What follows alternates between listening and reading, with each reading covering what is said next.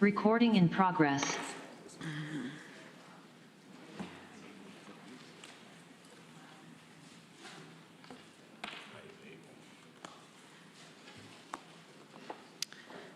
Good afternoon. I would like to open a hearing for proposed law number C of 2023, a law amending Article 18 of the Tompkins County Charter to implement the restructure of the Department of Weights and Measures. If there is anyone here to speak on behalf of this new proposed local law, if you could please step up to our microphone.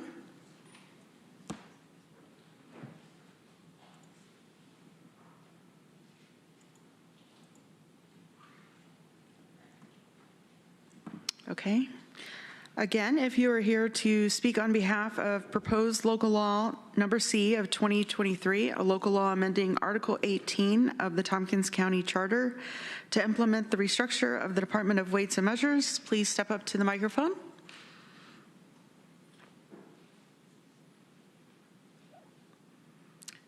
Okay, I see no one. I am going to close that public hearing. Now we have one more public hearing. I would like to open the public hearing of the New York State Community Development Block Grant, CDBG, number 1144WS131-20, Septic Upgrade Program. If there is anyone here that would like to speak on behalf of this open hearing, please step up to our microphone.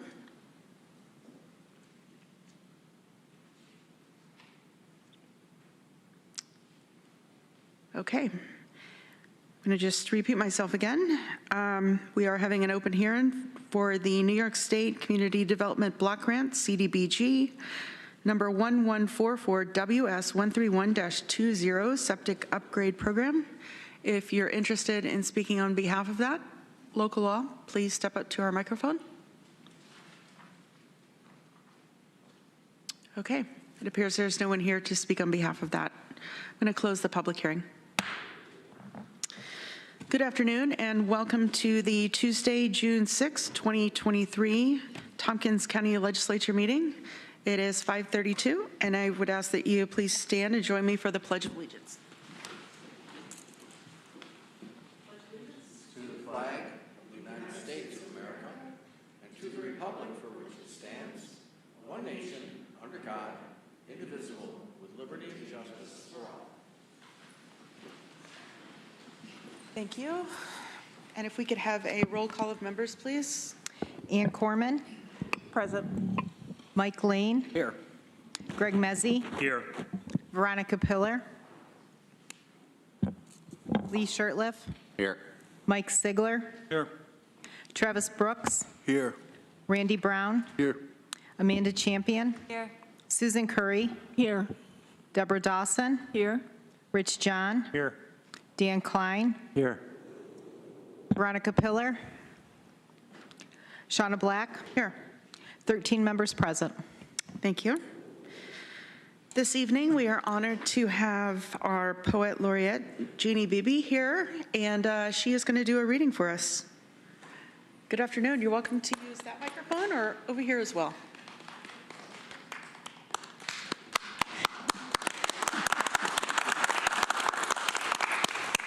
Good afternoon, and thank you for inviting me back to read another poem. I'll be reading from this book, Remnants, Poems for Pauses.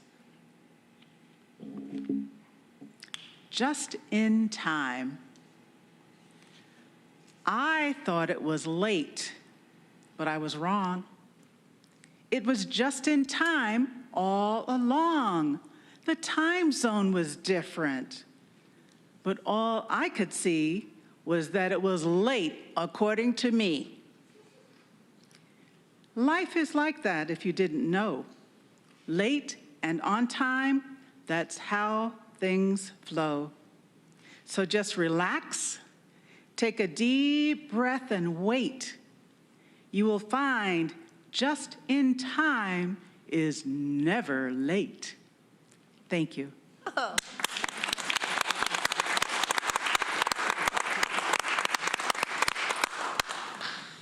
Thank you so much to our Poet Laureate. I feel like every time you come and visit this chambers, you you changed the vibe a little bit, and we will certainly take your words into our meeting this evening. So thank you. You are always welcome. Next, we are going to have our Women's Veterans Day proclamation. And I'll start by reading that.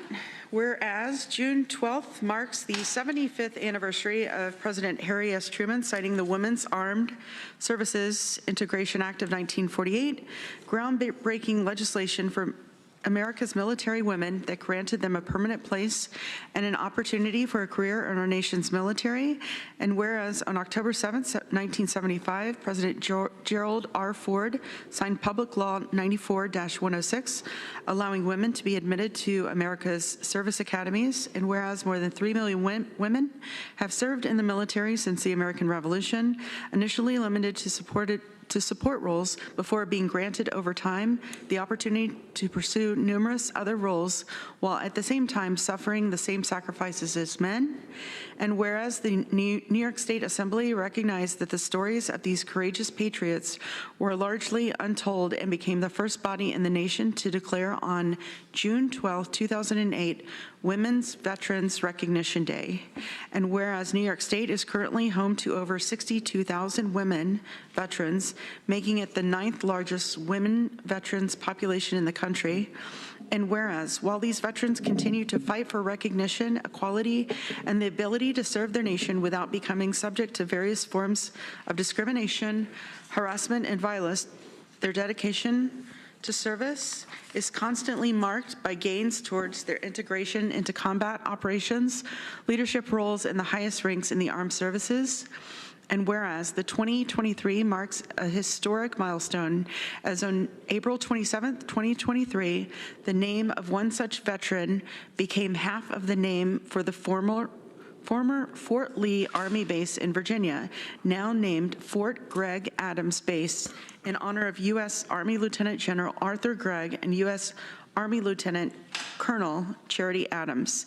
Adams was the first African-American woman to become an officer in the Women's Army Auxiliary Corps and commanding officer for the 1st Battalion of the African-American women to serve overseas during World War II. And whereas women veterans ascending to high posts of leadership also can be seen closer to home at the New York State Department of Veterans Services, led by Reverend Viviana De Cohen, U.S. Marine Corps veteran, and in Tompkins County governance, including legislator Deborah Dawson, U.S. Army Clerk of the Legislature Katrina McCloy, U.S. Navy and Deputy Director of the Department of Emergency Response Jessica Furvas, U.S. Navy. Now there be for it resolved that the Tompkins County Legislature proclaims June 6, 2023 Women's Veterans Recognition Day.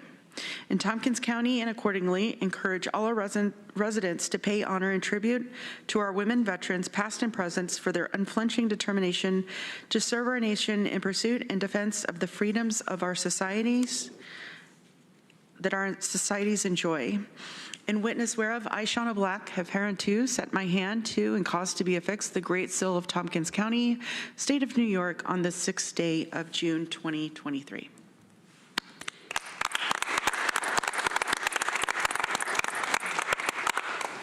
And we do have J.R. Claiborne, who is joining us via Zoom to accept the resolution.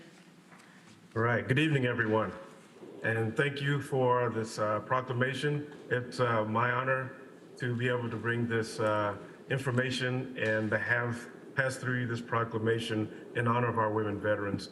This is something that I just found out about here very recently, and I thought very important to share here with you. And I thank you for your support in I thank you for your support in the proclamation. I particularly enjoyed being able to put in and call attention to our women veterans and our leadership in our county's county workforce. As we know, our veterans give a lot just by stepping up to the plate and serving our country, but it's also more important to see that how our veterans, once they're out and they transition into civilian life, how they continue to make marks on our history, both locally and nationally. So thank you again. Thank you to the women who named in this resolution, in this proclamation, and thank you to all of our women veterans out there. Thank you, JR. Thank you. And thank you, Deborah, Katrina, and Jessica, for your service. Our next resolution is whereas Tompkins County stands with the lesbian, gay, bisexual, transgender, and queer LGBTQ plus community, as they take pride in who they are and whom they love, and whereas after being unofficially recognized for years, Pride Month was recognized on a federal level by President Bill Clinton in 1999, and this recognition has continued by U.S. presidents, including President Biden, and whereas Tompkins County was one of the first counties in the state of New York to pass local law number 6-1991, amended in its entirety in 2004 as local law number 1/2004, commonly known as local law C, to protect against discrimination based on gender identity, gender expression, and sexual orientation. And whereas the Ithaca 50, a 2004 lawsuit in which 25 same-sex couples who were denied marriage licenses sued the state of New York, claiming that marriage prohibition was unconstitutional, further highlighted Ithaca and Tompkins County commitment to LGBTQ plus rights in the case supporting marriage equality.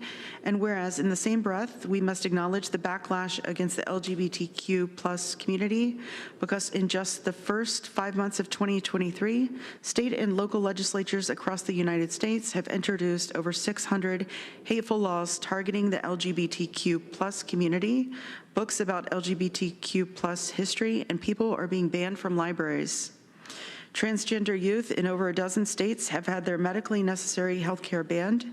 Homophobic and transphobic hate speech is pervasive online, and armed hate groups intimidate people at pride marches and drag performances and threaten doctors' offices, children's hospitals, and other organizations that offer care to the LGBTQ plus community.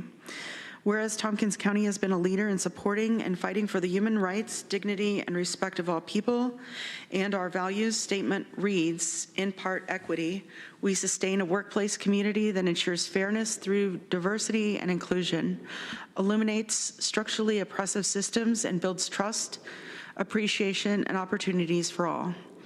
And whereas Pride Month is being celebrated locally, including educational opportunities, dancing, a Pride March, drag shows, literary readings and workshops, film screenings, and history events. Whereas members of the LGBTQ plus community now serve in the highest positions of leadership in nearly every level of office, including here in Tompkins County.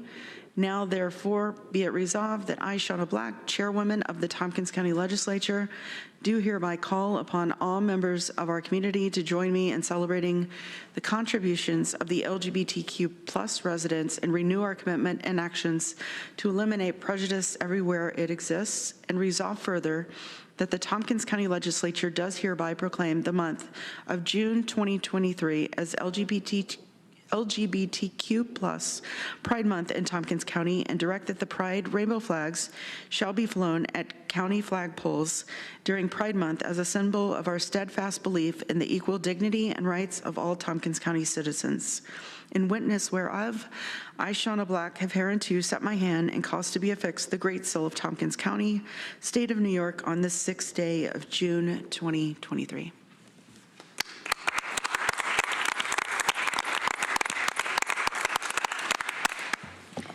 And here to accept the proclamation, we have Leslie Tabor, who is joining us virtually. Hi, Leslie. Shauna, I think there's also a couple other folks from the library here. Okay. Regina DeMauro. And then Mary Beth Ruther Wu. And also Elizabeth Buckley. Okay. Thank you for acknowledging the library as a safe and welcoming place in our community, and also for doing the good and hard work shoulder to shoulder with us for ensuring that Ithaca is a place for everyone. We will see you in the parade on Friday. Very nice. Thank you so much for Thank you again. The library will be hosting our resolution in their foyer, and we really thank you for that. Thank you all so much. Happy Pride. Thank you.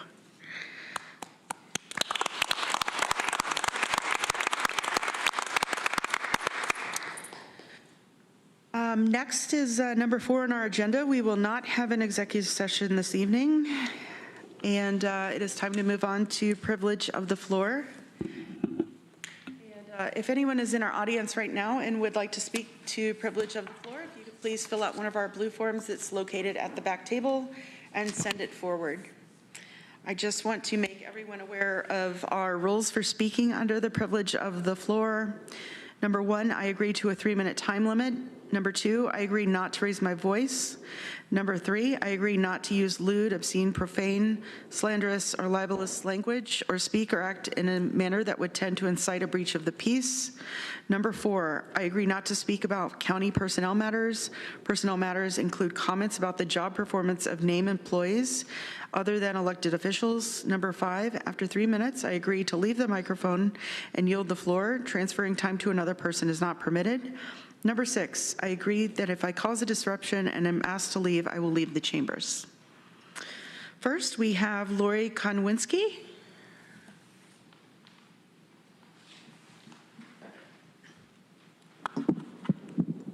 Good evening. Again, my name is Lori Konwinski. I serve as Justice and Peace Ministry Coordinator for Catholic Charities here in Tompkins County. On May 24th, I read an e-newsletter from Representative Molinaro stating, in this so-called asylum seeker crisis that among the counties that had declared a state of emergency was Tompkins. I almost fell off my chair and said something probably that I couldn't say in this chamber. I wrote to all of you, you may remember that, and I'm very grateful to Legislator Corman for speaking to me over the phone about this issue as well that evening. I'm so grateful that our county has been declared as a sanctuary county. I'm so grateful that all of you are reflecting the values of this county, that you have not fallen into this, I would call it anti-immigrant hysteria, this awful thing of trying to say that our sisters and brothers, people from low-income countries, are somehow a danger and a threat to our communities. Thank you for not falling into the trap of declaring a state of emergency, quote unquote. The emergency is that we need more care and compassion in this world. That's the emergency. You are reflecting the values of our county. We're a county of and for immigrants. My agency, Catholic Charities, serves hundreds of immigrants every year through our Immigrant Services Program. We help people become U.S. citizens, go through that very complicated process. We help them reunite with their family members who are overseas, spouses and parents with children who have been separated for many years because of the immigration system, but then are able to reunite and live here in Tompkins County. And we help a lot of immigrants, especially those with limited English, find jobs. We work closely with some local employers who are wonderful, who are welcoming, who want to have more people to do the work that needs to be done. And we hear that these days, of course, from a lot of employers. I want to thank Chairwoman Black for convening some information sessions of local agencies that serve immigrants, Catholic Charities among them. We know that there are many others in our community, agencies as well as faith communities and individuals who want to stand with people seeking asylum, who are ready to serve and welcome them.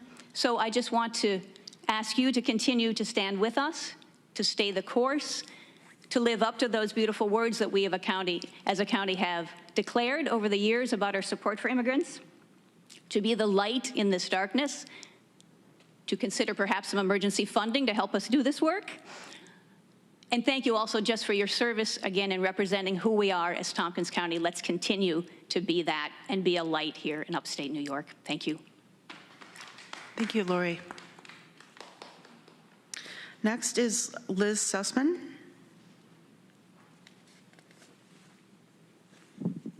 Good evening. My name is Liz Sussman. I work for Open Doors English, which is a project of the Center for Transformative Action. We are an English as a second language program for adults here in this area, and we're actually located right next door. It's a pleasure to be with you this evening. I just want to echo the comments made by Lori just now, and to tell you a little bit more about what we do as an organization, and to let you know that we are ready to stand with you should a wave of asylum seekers come to our community. Open Doors English serves over 200 English language learners per year, adult English language learners, and by extension, their families. This year, we've had 275 students from 35 countries come through our doors, and we're open to anybody, regardless of their immigration status, their work privilege, their any kind of criteria. Anybody can come to us, and we will serve them. I've learned a lot of things from my students, but the quality that I admire most in the immigrants that I know and the asylum seekers that I know is their kindness. Every day, my work teaches me about the power of kindness, and it's a power that I really didn't recognize so fully before I entered this field. Every day, I watch our students and staff do their really hard work of language teaching and language learning with such kindness. There's kindness in the air at our program, and it's powerful. In this time in our country and in our world, and even here in New York State and upstate New York, surrounded by some of our neighbors, there's a lot of unkindness between people, between governments, and toward the earth. And the kindness we share here in our community is really precious, and it gives me hope. My work shows me that kindness makes a difference all the time. And in this time, in the US, here in New York State, kindness is especially important. Kindness is a form of resistance when so many things are wrong. When we live so that people can feel kindness in the air, we change the world. Like Lori, I am thankful for the commitment of Tompkins County in expressing that it is a welcoming place and a welcoming county for immigrants, refugees, and asylum seekers. And I am likewise appreciative of the time that the county has made to brief local agencies. And I urge the county to continue standing with us, listening to us, and partnering with us in this work. Thank you so much. Thank you, Liz. Next, we have Casey Verderosa.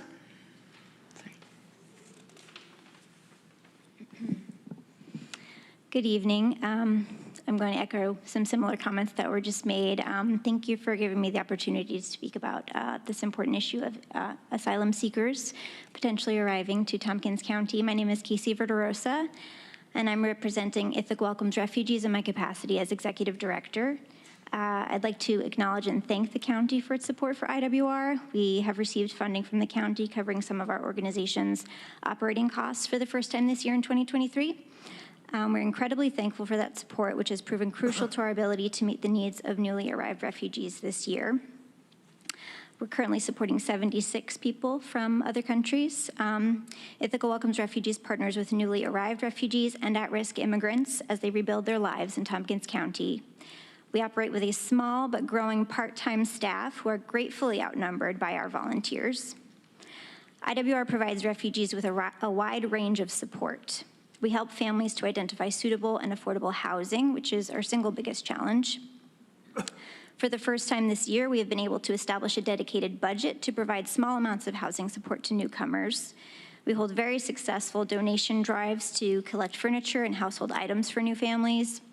We also assign a volunteer team to an individual or family, and that team identifies new arrivals' unique, immediate, and long-term goals and helps them work towards those goals. Things like helping to enroll children in school, finding doctors and arranging for interpreters and transportation to medical appointments, finding employment, and making referrals to our community partner organizations for things like ESL classes, enrolling in benefits programs, finding legal representation. I thank the legislature and the county administrator for all Tompkins County has done thus far to prepare for the potential arrival of asylum seekers to this community. I would also like to make the case to keep up the momentum, regardless of whether asylum seekers arrive specifically from New York City, because this is a welcoming, generous community, well beyond anything I expected to see before I joined this organization. Refugees we work with tell me how happy they are that they landed in Ithaca in particular. I mentioned earlier that IWR, for the first time this year, established a dedicated budget for housing support. The demand for housing support has been so high that we are already on the verge of maxing out that budget for the year. Should large groups of asylum seekers be sent to Tompkins County, we believe that assistance from the county government would be crucial, especially with regard to securing housing. IWR has connected with the county and other local community organizations, including several represented here, to plan for the potential arrival of asylum seekers.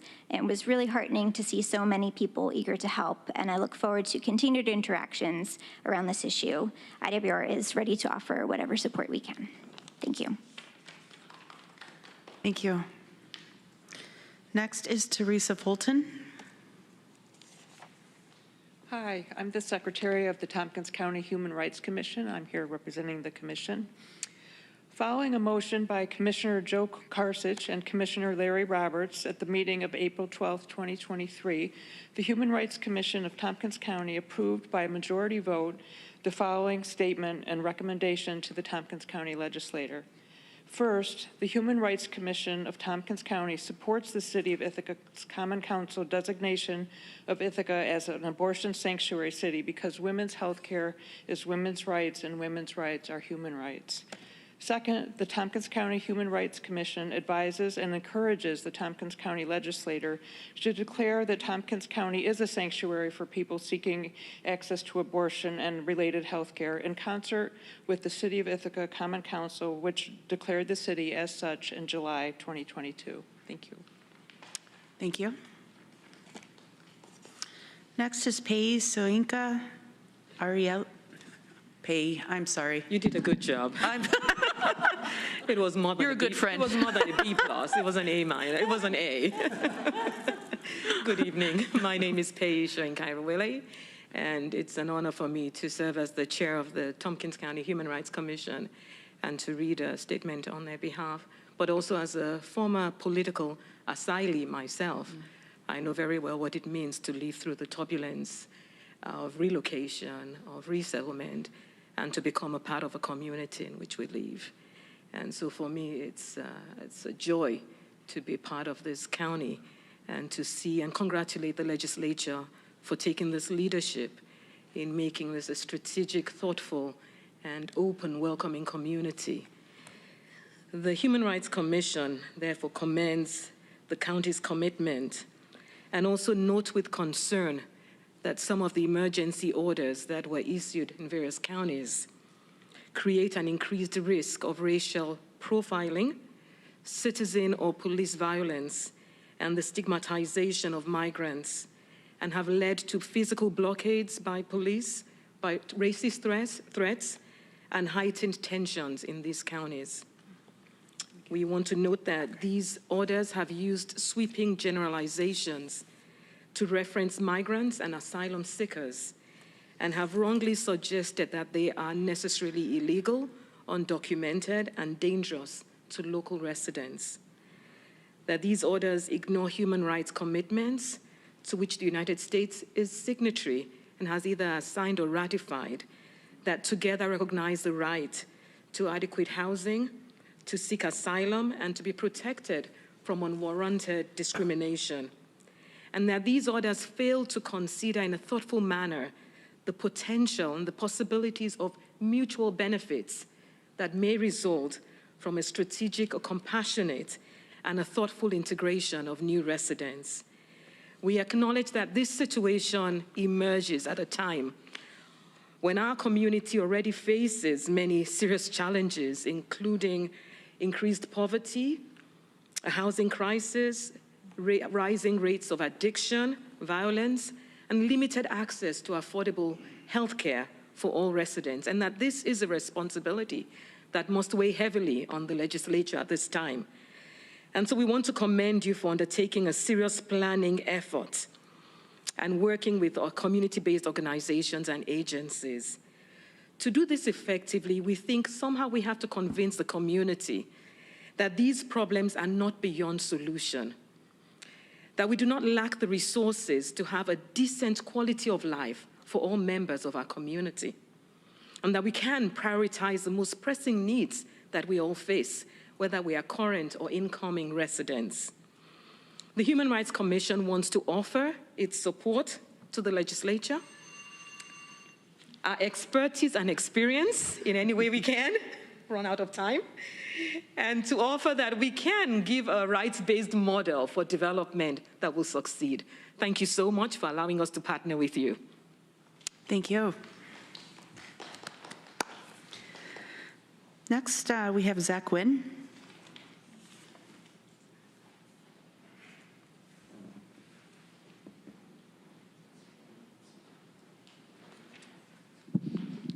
Good evening. My name is Zach Wynn, and I live here in the city. I would like to call attention to the recent catastrophic loss of staff suffered by TC3 Cultivare, which saw the entire kitchen staff walk out on the eve of graduation weekend. Several years ago, I was part of an effort to unionize Cultivare.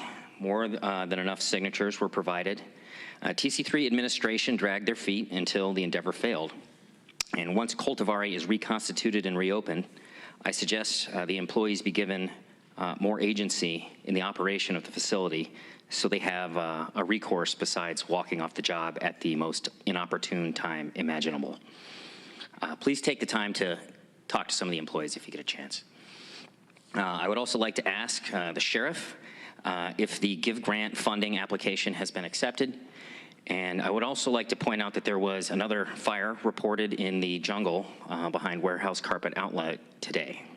And I'm curious if any of the legislators have examined the City of Ithaca's proposed color-coded plan for sanctioned encampments. The plan, as I understand it, includes a 40-acre sanctioned encampment behind Walmart. This area could conceivably also host thousands of migrants if you are looking for a place to host them. So thank you very much, and I yield the remainder of my time. Thank you. Thank you. Next, we have Michael Fenner.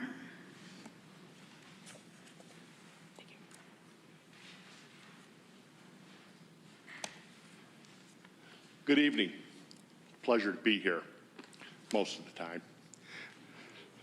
I'm grateful for having the opportunity to speak tonight. I am a veteran, and I did much training and support and to protect the American democracy. And also, let us not forget the many that died so that we all enjoy the freedoms of our democracy, which include being here and demonstrating and taking part in this. I often question myself about why I stand up and speak out about what I feel is unjust. I will be criticized, labeled, and asked why even bother. I've even been asked to reconsider speaking for fear of retaliation.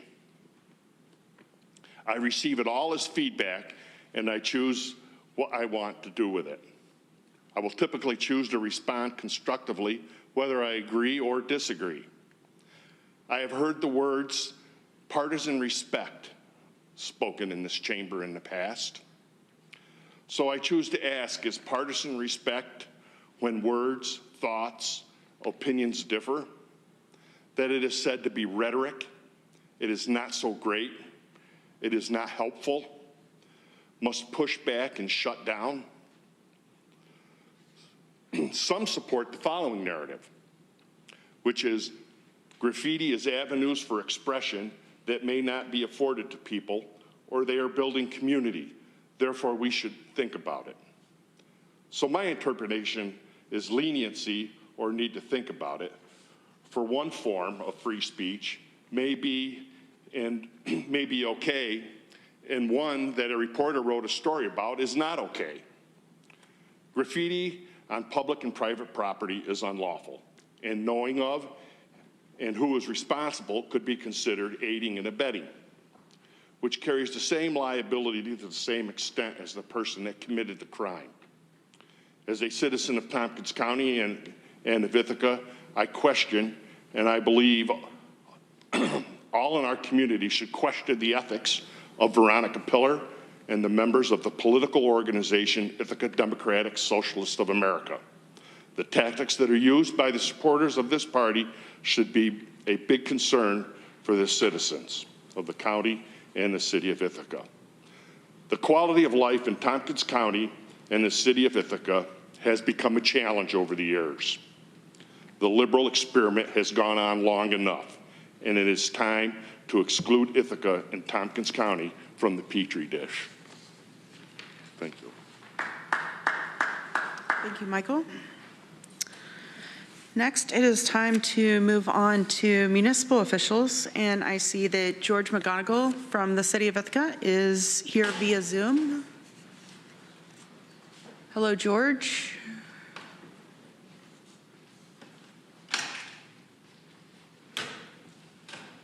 Hi, everybody.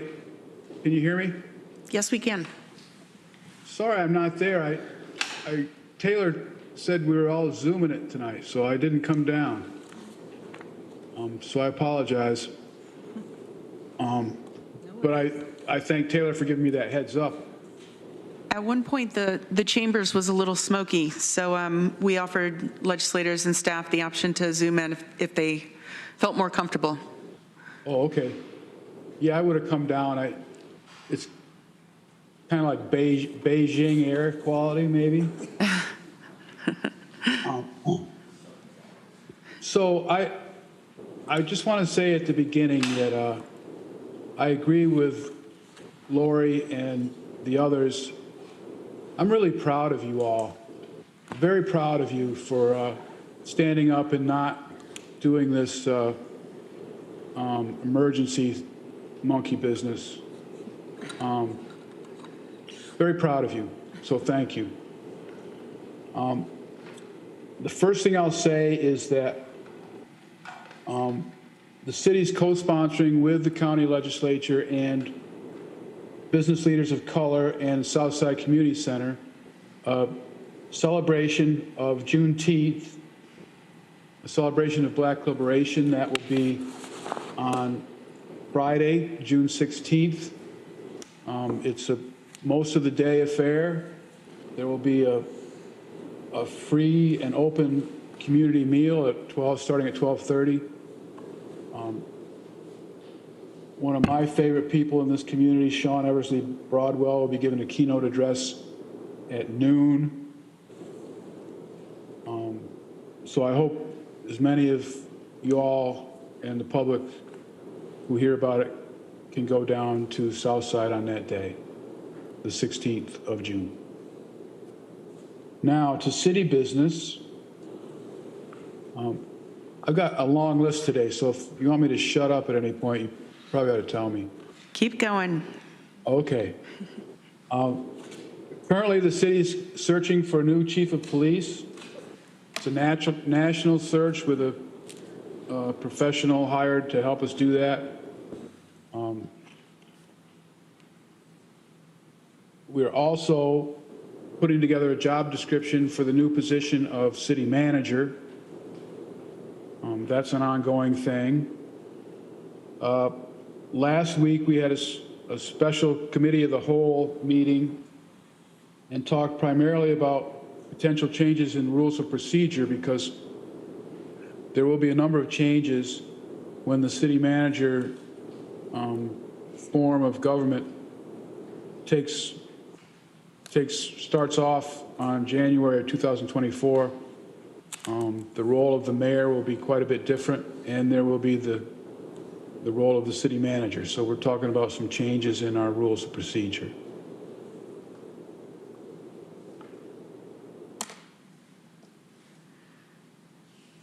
Last month's council meeting, which I think I came to see you before that happened,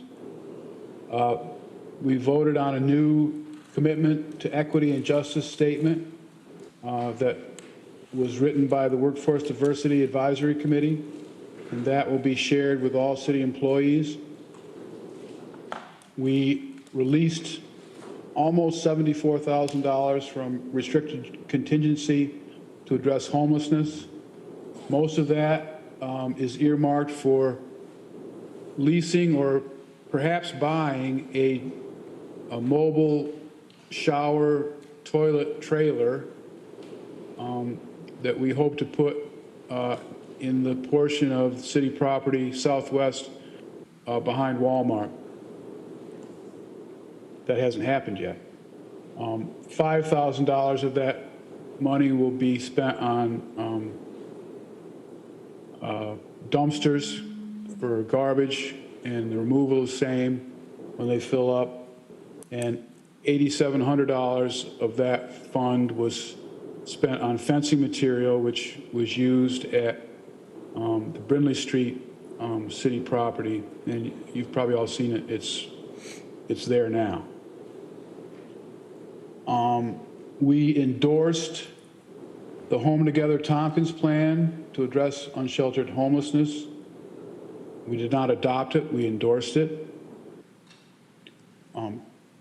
At tomorrow's council meeting, we're going to vote to approve a very happily discovered grant of about $45,000 from the Great Lakes Basin Small Grants Program to analyze a portion of 6 Mile Creek Valley that includes Route 79 east of the city and Coddington Road east and south of the city. This will help us protect the watershed for the city's drinking water. Roxy Johnson was instrumental, along with several other people, including people from the county, in finding that grant. So thank you to them.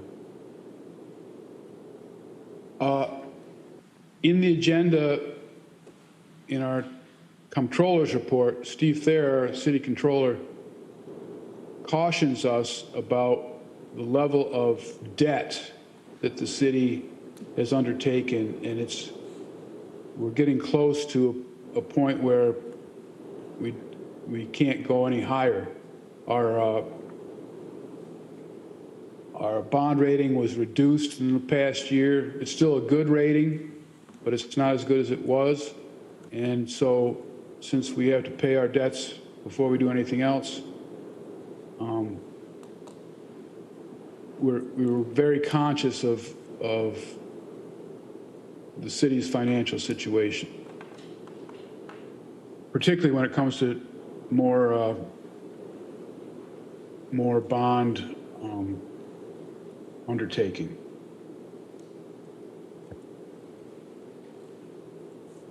The big ticket item tomorrow is approving the HUD Entitlement Action Plan, which is the IURA oversees that and has recommended a number of nonprofit organizations and projects to be funded. So we'll be voting on that tomorrow. Another thing we're going to be voting on tomorrow is whether or not to spend $15,000 to $30,000, half of $15,000 to $30,000 on a study that would evaluate the Ithaca Gun smokestack as a prelude to whether we decide to keep the smokestack standing. I don't know if you guys are interested in that. I am very interested in that. So we'll vote on that tomorrow. And finally, Alderperson Jeffrey Barkin is moving to Maine, and because of that, he is resigning his position at the end of June. Councilperson Barkin has done a really good job. He's been a really good member of Common Council, but he's leaving for Maine, and tomorrow we will vote on his replacement. And the person who has stepped up to the plate for the 3rd Ward position is Donna Fleming, who left the position a year and a half ago, and also an excellent member of council. So we'll be voting on appointing her tomorrow at our meeting. That's all I've got. Thank you, George. Some people just can't keep away from council, can they? It's a self-inflicted wound. Okay, any questions for George? Rich, John? George, I'm happy to hear about the smokestack. I think it is important to do the study and proceed in a deliberate manner in making decisions about it. I think it is an important part of our history. So thanks for taking that on. You're welcome. I agree with you. And I was up there. I went up there and looked at it. It's not going to tip over anytime soon, I'll tell you that. Okay, I have Mike Lane and then Greg Muzzy. Hi, George. Yes, the Ithaca Gun stack has been discussed at the county's historical commission. And although I don't think we've actually taken any formal action on it, I think the general feeling was if it can be kept and remain there safely, that it really ought to stay there because it is a landmark, and especially with the Ithaca Gun logo embedded in it, it's a historical item. The other thing from the Historical Society is that we have funded street signs for Cayuga Street in Ithaca, which we are still waiting for your Department of Public Works to be able to install. They would be installed in addition to the normal street signs. They have the Cayuga in the native language, so they will be, say, the Gainahoga. Gaiahono. There we go, Gainahoga. It's hard for me to say, but I'm trying to learn it. And anything that could be done, this has been a project of our Historical Commission for well over 2 years, and anything can be done to help see that those signs get put up. I think they will be a good thing to help our community understand some of the indigenous people roots that we have here. And we've also put them up already at the Cayuga Street in Trumansburg and Cayuga Street in Groton. So that's important. And one more thing, if I could say, and that is we heard a little earlier about the issue of graffiti. Seems to be an awful lot of it on our, one of the buildings we've just acquired on Tioga Street on the 400 block. And the graffiti that was placed on the World War monuments is just terribly painful. And we really need to see how maybe the county and the city can work together to see if we can't eliminate some of that. I agree, and I will talk to DPW about the signs. Thanks. Thank you, Mike. Any other questions for George McGonigal or comments? Okay, George, I think that's it. There are no other questions for you. Thank you for joining us tonight. Yep, thank you very much. Have a good night. You too. Okay, next it is privilege of the floor for our legislators. Randy Brown. Today's my mom's birthday. She's 91, and she was born in Trumbull's Corners, and in their house, and worked for DSS Child Protective for over 20 years here for the county, and other places across the country she moved. She just moved into a home, and I'm sure a lot of people in Oak Hill Manor know how that works. But we've been cleaning up her stuff, and I found her thesis she did at Texas Christian University in the early 60s, and I'm going through it, but it was related to the correlation between homicide and suicide in big cities. So I haven't gone through the whole thing, but so things don't seem to change a lot over time. And then I found another article where she was in Chandler, Arizona, and they started a new program where working with families and kids for parents who were incarcerated. So again, 60 years ago, things didn't change much. So I'll share that at a later point. The other thing I wanted to share in Newfield on Thursday night, the New York State Police raided a home, and a person got lost or whatever. I'm not sure there were a reason for them raiding it, but broken out windows and doors, those kinds of things. And they lost the person, so they set up a command post at the Newfield Fire Department. There were over 40 state police there, helicopters, searching, forestry people, 2 buses full of state police people taken up in this home in Newfield. And it was behind my house, so just share that with you. And helicopters flying all over the next day. So I started calling around and to find out, what's going on. Is there any risk here?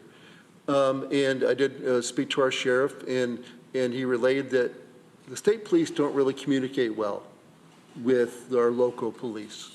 And he tried, and so I called 4 different state police barracks just to find, because people are calling me, is there any risk? You got people searching all over the place, should be locking their doors, what's going on?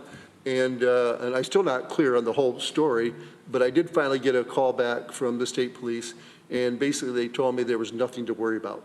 And so anyways, and I've heard from other people that the New York State Police do not communicate well at all with our local police. So I just want to share that, and I'll be looking into that further. So. Thank you, Randy. Next, we have Greg Mezzi. The crown jewel of the county, Dryden, has Dryden Dairy Days this Saturday, June 10th. With a lot of festivities. There's a cow chase 1-mile run ahead of the parade that kicks off at 9:25. You can. Will there be cows there? There are usually some sort of cows there. Yeah. You'd be chasing the cows. I'm not. It's like Pamplona. There's all sorts of cow type things to be done. All sorts of dairy centric stuff. So 9:25 with the cow chase. There's a parade down Main Street at 9:30. You can probably see Mike Lane and I and some other friendly faces in that as well. Then there's also a number of different activities, including a hay toss. The Fall Creek Brass Band will be there. So a good time usually had by all, but would just encourage everybody to make their way out to Dryden and enjoy the festivities. There will also be food booths, including milk and ice cream. Bring your lactose pills. Rich John? I have a few things I just wanted to mention. All news pole vaulting, of course. Ithaca College has 2 national champions, Division III, Don McCula and Megan Matheny, both won. So hats off to them and their coach, Matt Scheffler, who I've mentioned before. There's some real talent locally in the pole vault. It's exciting. The Special Olympics are coming here this weekend. And if you have not visited the Special Olympics or volunteered, I think they may have met their volunteer needs. I know they were still looking for volunteers recently, but it's worth checking to see if they need some help. It's one of the most joyful things you can do as a volunteer, I can tell you. So that's going on. And I also just wanted to speak to our guests from the local agencies who came to talk about the capabilities we have in our community to deal with immigrants and refugees. We are really, really fortunate that we have such a comprehensive approach to bringing people into our community.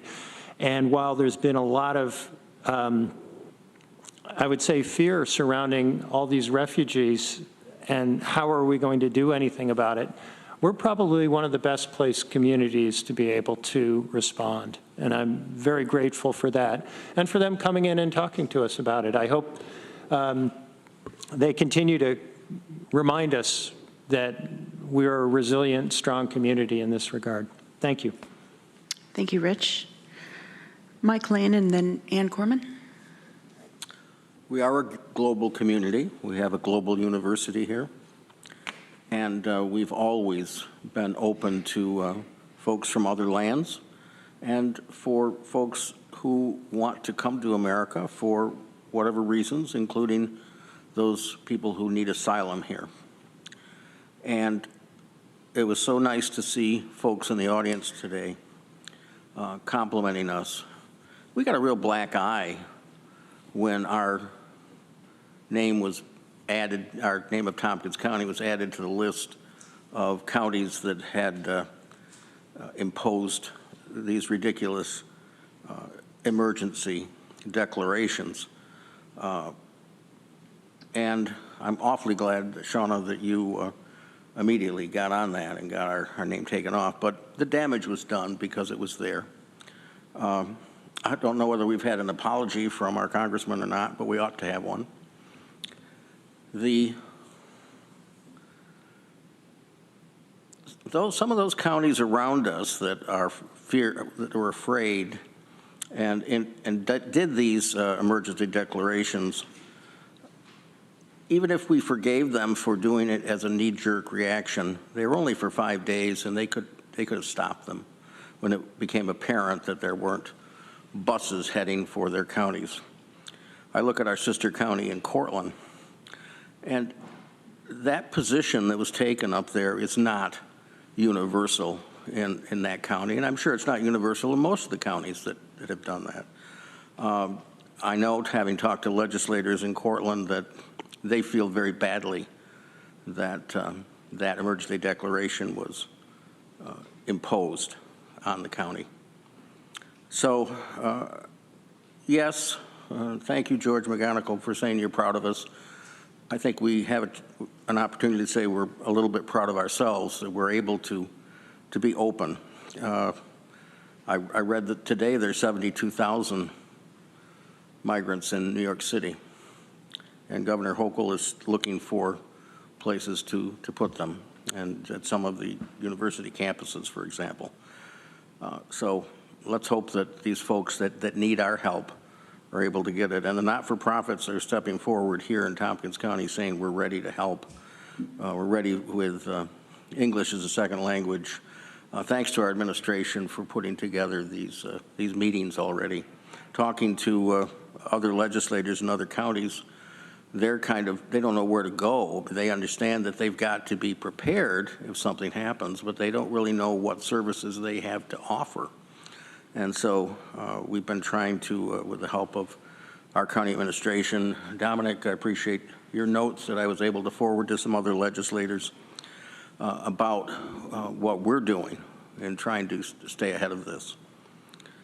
So I'll stop talking about that, but I do think it's pretty important. The world is crazy, isn't it? I mean, what's happening? We've got this horrible war going on in Ukraine. It doesn't get any better. And when you have a loss on the battlefield, what's the response? You bomb a residential building in a city.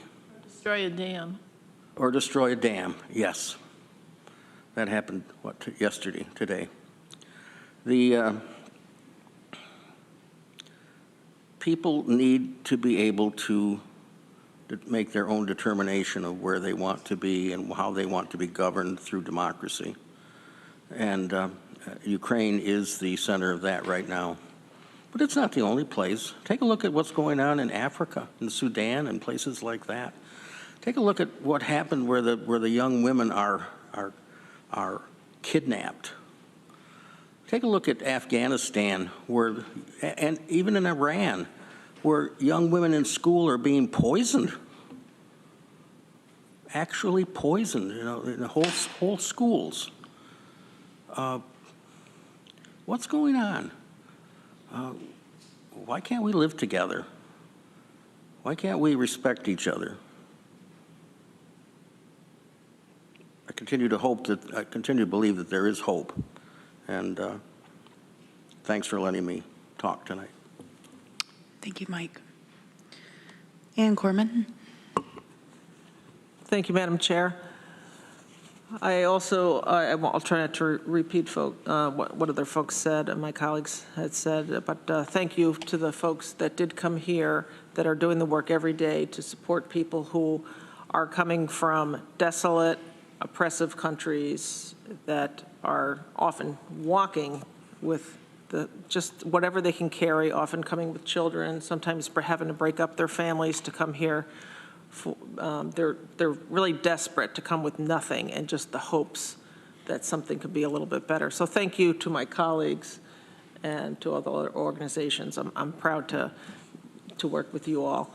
And I didn't want to preempt, I didn't know, Madam Chair, if you were going to talk about the air quality and how we about? Go for it. Okay. So for myself, having a chronic lung issue, I know maybe it bothers me more than other people, but so just trying to remind folks that, stay indoors. This is the opposite of what we said for COVID, really, where we said stay outside, get fresh air, open your windows, be with people outside. But tomorrow, we got a notice from the governor's office that tomorrow is going to be much worse. And I looked at the forecast that they sent on this, kind of looks like a weather map, so with the smoke and all the toxic fumes coming down here. So tomorrow, to me, looks like a lot worse. So close your windows. I was able to find in my house a painter's mask. That was the only mask. I tried several different masks today so that I could go outside and be able to breathe. And then I got a HEPA filter that I'm going to put up in my house. So reach out to people, check on people.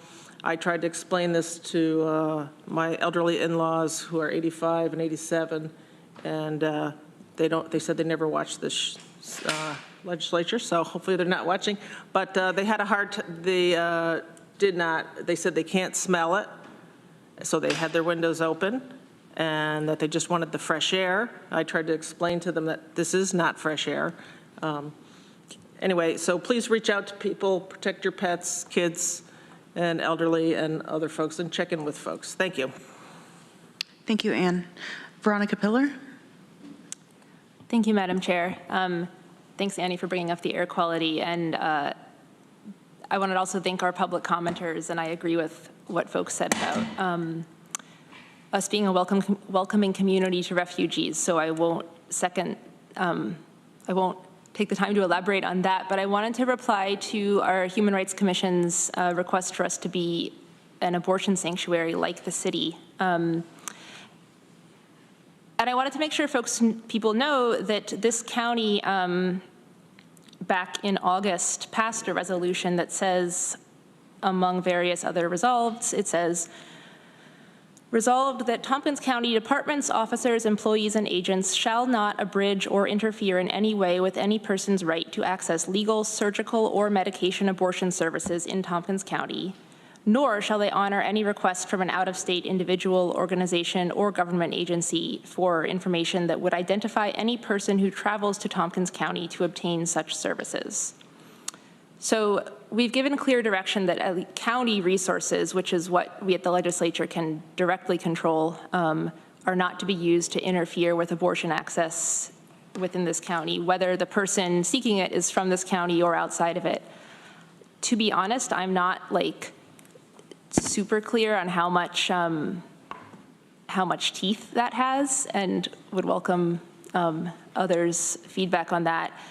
And I do want to acknowledge that that doesn't mean that our county is just like blanket an abortion sanctuary in the sense that anyone here could be guaranteed to access medical care safely because of difficulties accessing medical care of all kinds, because there could be obstacles coming from non-county sources, and because we've still got the new thing I'm hearing pushback a lot about is crisis pregnancy centers, which are not medical establishments, but kind of pose as them to trick pregnant folks into getting care there. And they do give various kinds of care, but they don't acknowledge that abortion is also health care and also an option.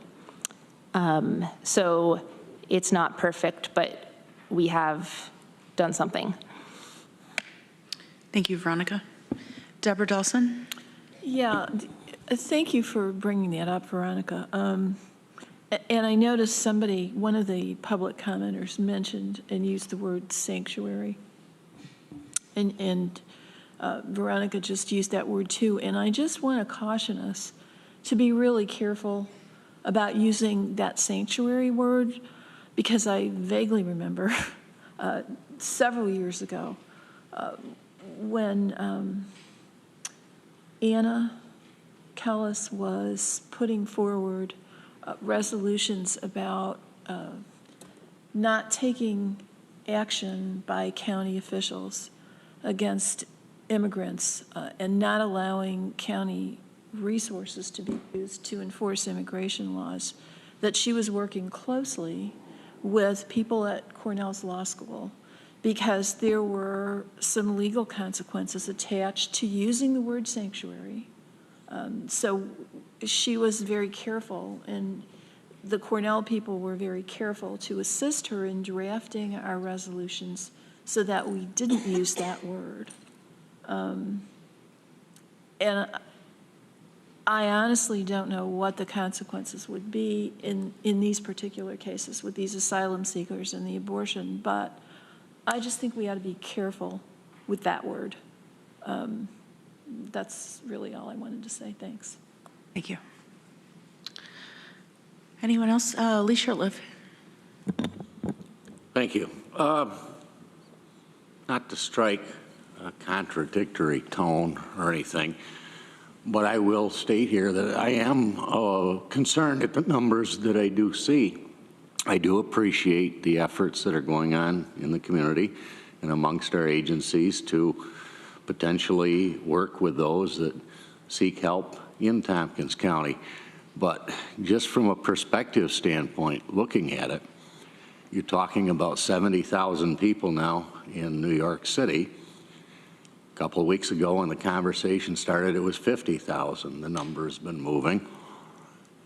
Think about this a little bit. In 2022, there were 2.3 million documented crossings in the country. You look at the state of Texas, and in 2022, there were 1.8 million residing there that had been documented. God only knows what that number is today. Take the 70,000, that's 0.4% of what Texas is dealing with that they know of. And it's bringing the city of New York to their knees. I don't know what the capacity would be here or anywhere else in New York State, but I'm one that's looking from the caution standpoint. How much can you reasonably expect to accommodate to help others? Don't know, but certainly want to keep that in mind. Thank you, Lee. Anyone else like to speak on legislative privilege of the floor? Okay, I see no other hands. I am going to move on to a quick chair's report. But before I do, there is a 5-year achievement here for Deborah Dawson. What? Congratulations, Deborah.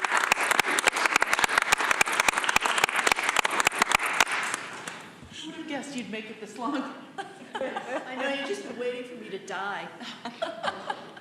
Shouldn't the county get the award for surviving Deborah for 5 years? I'll second that. No.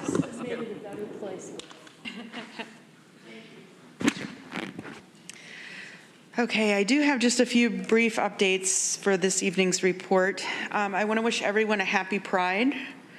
I'm glad that we were able to offer a proclamation this evening in celebration for Pride, and I'm looking forward to a month of some great events in our community.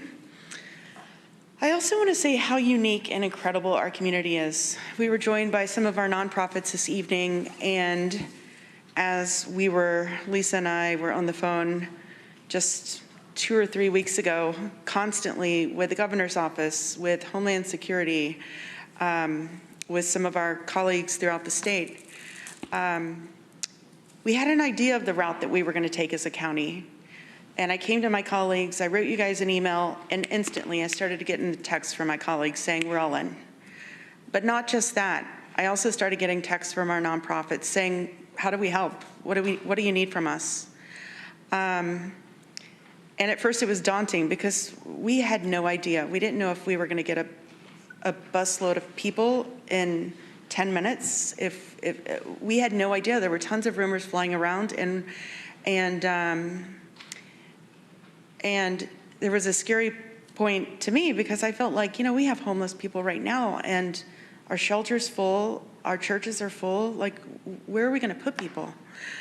And the one thing that I was reassured in having conversations with our community, having conversations with our shelter services, DSS, Lisa, Dominic, our nonprofits, was that, you know what, we're going to figure it out.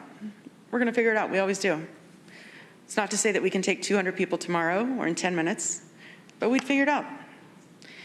So I want to say thank you to all of my colleagues. I think all of you have been brave in your decision making. I think all of you have really stepped up to the plate as far as answering colleagues that might have had concerns about our decisions. But I also want to say and honor our nonprofits that day in and day out, it doesn't matter if we have refugees that are looking for a home here in Tompkins County, or if we have people that are using substance that need a place to live, or need a front porch to lie on, or need some water. Our nonprofits are incredible, and they're here to help people, and they do it day in and day out. And we're just so fortunate to have them. A few days ago, I actually received a text message from one of our manufacturing agencies here in Tompkins, and it was a director of manufacturing, and he said, I need 40 workers tomorrow. Can some of the migrants come to work tomorrow? Like, we're ready. We're ready to take them in. And we ended up connecting them. I called up Heather McDaniel, our workforce person, and connected them with our governor's liaison so that they can work on a pipeline so that we can get workers to one of our agencies that so desperately needs workers to work the line.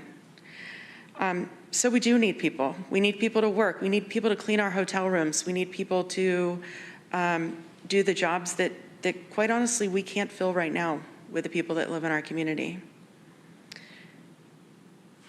One conversation that was also eye-opening is that I look around, I look at my 13 other colleagues, and you know, most of us are pretty much on the same page with you know, the philosophies, and even if you're on the other political side of the aisle, I think we all just want to take care of people. At the end of the day, that's our common goal, is we want to take care of our community. But the one thing that was very striking was in having conversations with the surrounding counties, some of the words that were coming out of mayors, of county executives, saying that if we receive immigrants and they come to our hotels, or if they come down our streets, they're going to be met with our SWAT team. And I got off the phone call and I was absolutely floored that that was the philosophy. And it's, you know, we're not talking about, I'm from Texas, and you know, that's kind of the rhetoric whenever you're raised in Texas, but up here in upstate New York, you don't really see that a lot. And so it was eye-opening that 30 minutes away we have leadership that has that philosophy. So I do want to give you an update on our last meeting. We have had 2 briefings with our community partners and our municipal officials regarding the asylum seeker situation. And currently we are not aware of any planned arrivals, but we are staying up to date with information from the governor's office and NYSEC. The state has committed to brokering better communication between New York City and upstate counties and cities as they find additional spaces in the city to house the asylum seekers. Locally, we will continue to do what we can do to be prepared, and we're in constant contact with departments and partners in case we do receive newcomers. To reiterate what I've heard from some of our other partners, it's great to be a welcoming committee, but we have to put those ideas and policies into action to truly serve our immigrant communities. There's also more to do, but I'm very, very proud of the stance that we've taken and the progress that we've made to date. We're going to continue to keep our community updated on this issue as things develop. I also want to reiterate my challenge to apply the same leadership and political will to our issue of homelessness. Met with a developer this week that is talking about a new project that they're hoping to open off of Meadow Street that would include around 60 low-income and SRO beds. I believe it was in the Ithaca Voice, so it is public knowledge. That, for me, creates huge potential to house a great amount of people that really need housing. We have more tools coming into place to address this issue, and I would ask everyone, there is going to be a Housing and Economic Development Committee this week that is going to talk about in depth the topic of updates of housing for our staff and our partner organization. And lastly, this evening, Juneteenth is coming up, and it's a celebration of Black liberation that we made a county holiday following the efforts of our friend and legislator Henry Grandison. There are several activities that are planned at Southside Community Center for June 16th, and I hope to see you there. We also want to honor the day as a paid holiday for our employees, and that's going to be Monday, June 19th. More details on the activities of the 16th are in a press release that was sent out earlier today. So thank you, everyone. Next, we have a special topical presentation, and we have invited the Human Services Coalition in to present on the county's agency funding process. And we're going to be joined by Cindy Wilcox and John Mazzella from the Human Services Coalition. Hello. Hello. Good evening, everyone. Thank you, Shauna. Hi. So I am Cindy Wilcox from the Human Services Coalition. Our purpose here is to just give you all a little refresher on the city-county review process. So HSC has been supporting the county in this effort literally since the year we were incorporated, which was 1975. So it has been a long-standing, positive and productive partnership. So we're looking forward to continuing that. HSC, as many of you know, our mission is to enhance the health and delivery of health and human services in the Tompkins County area. We do this through planning and convening and capacity building, information, and really connecting agencies to other agencies to facilitate collaboration, and of course connecting individuals to services. We do this through kind of 4 departmental areas: human services planning, which is where the city-county review process falls; health planning through a health planning council; housing initiatives; and then of course 211 information and referral. Lots of programs and services underneath of these 4 big buckets. So I describe us as the go-to organization for the not-for-profit sector, and if we can't provide you the service, we will connect you to someone who can. So I am going to turn it over to John, and he's going to go through the process. Sure. Good evening, everyone, and thanks again for the invitation to talk with you just a little bit about the funding review process. We get to see you in the fall, in September or October, but wanted to take a few minutes to just remind you of what we all do before we get to budget time. So our goal in supporting the county really has 2 pieces. It's really to support you all, as well as the agencies who seek county funding every year or each year. And so we really try to provide a structured process to consider each application, treat all applicants equitably, to take the resources that we bring as the Human Services Coalition, as Cindy mentioned, that connector, that organization who supports the capacity of the organization. So not just to review applications, but also to help them to build their capacity and find the resources they need to be able to do what needs to be done. And then finally, to be a trusted partner for you and for county administration as we move through the process, to provide information to you and information to the agencies themselves about how the process works. You'll see up here on the screen, I have listed the funding amount in target funding for 2023, and you'll notice that a big chunk of that comes from the city. This is a partnership between the county and the city.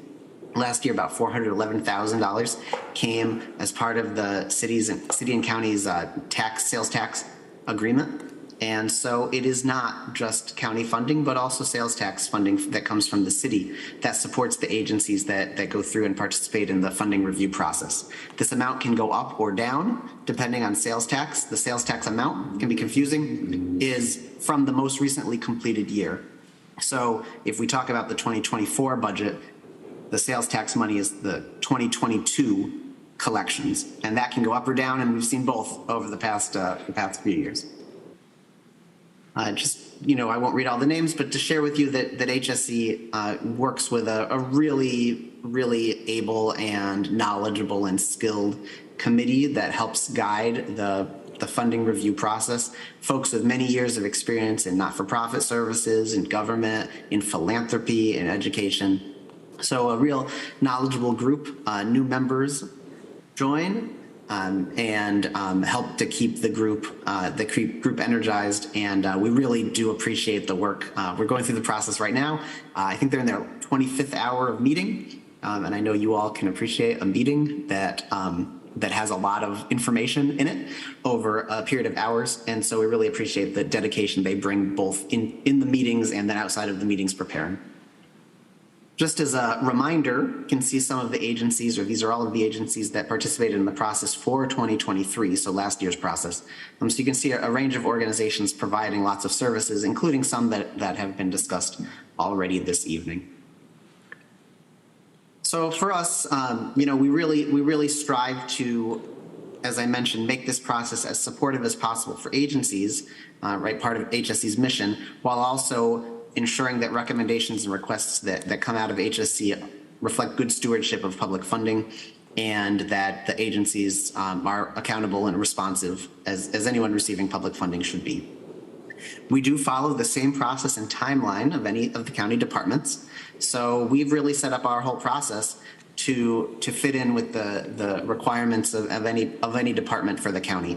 So that means that we'll be making recommendations or requests to Lisa in July, just like the other departments. And so that really sets up the whole timeline for us. But you can see that we have work that goes on throughout the year. For Cindy and me, this process doesn't really ever end. It just switches the year. We start in March and April with kickoff meetings. We have an application process. We make our recommendations. Then we switch into supporting county administration with the information to support the requests and share that information with you. And then once the budget has been passed, then we work with county administration again to help to develop the contracts with each of the agencies. And then in the early part of the year, we start over again. So for us, it's really a year-long process. One of the questions we often get is how does an organization apply for funding? And historically, the Human Services Coalition has received referrals from the county throughout the year. And this can be legislators or folks from county administration. It can be others in other departments or other places. Sometimes even the city will send folks to us. And that's our main way of getting new organizations. We work with each organization to help them consider whether they'd like to apply, and sometimes they choose not to. We had some this year that met with us and chose not to apply. We assist organizations throughout the process, whether they're new or returning applicants, and we take special care to support new directors. I was just looking at the list, and I think over the year, almost all organizations last few years, almost all of the organizations receiving funding have had some turnover. I think something like 75%. So we've seen a lot of change and turnover in organizational leadership, and we specifically work with them to help let them know what's going on and how that works. And so I just want to remind you, as you meet with organizations throughout the year, as you are hearing from organizations that have need, please connect them to us. And as I mentioned, the timing is really important. We are working on our evaluation process now. The committee is going to be doing its deliberations soon so that we can make those recommendations by July, the July deadline that Lisa has asked. So we really do want to be able to talk to organizations well in advance of that, help them to understand, what is the timing, how long does the process take, when is the budget approved, and help them think through all of that with plenty of time to help them prepare their proposals. So if you've got any organizations or questions about that, certainly send them to us at any point during the year. And finally, I'll just give you a really quick 2-minute overview of the process itself. So we begin with a written application. Organizations are asked to explain their mission and how they plan to use the funds, what they're going to do.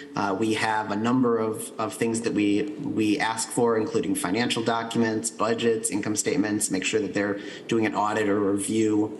We confirm that organizations pay their staff a living wage, which is critically important for the county. After there's that written application, there's an opportunity for every organization and a board member to meet with our committee. So for those who are more comfortable with an in-person, there's an opportunity for that. For those who like the written, there's an opportunity for that. But really a valuable part of the process is to talk with the committee, answer questions, really share. And I feel like over the years, we've really tried to build a collegial environment that allows organizations to be honest with us, allows our committee to be honest with them, and allows for really good conversations, which we've been having over the past several weeks. Then our review committee deliberates and recommends allocations based on a number of criteria, including the need and the community's community need and the agency's ability to respond to that need. How strong was their application? What's the health of the organization fiscally? What kind of oversight do they provide? Do they have staffing that enables them to provide the services that they've described? How do they consider access to their services and increasing access to their services, whether it's to different communities or to new communities or underserved groups, and the strength of their plan to carry all of that out.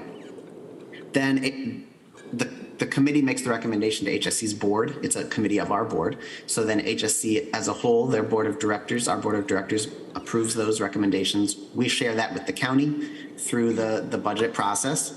In the summer, we'll meet with county administration and we'll share information on these requests as well as updates on past over target requests.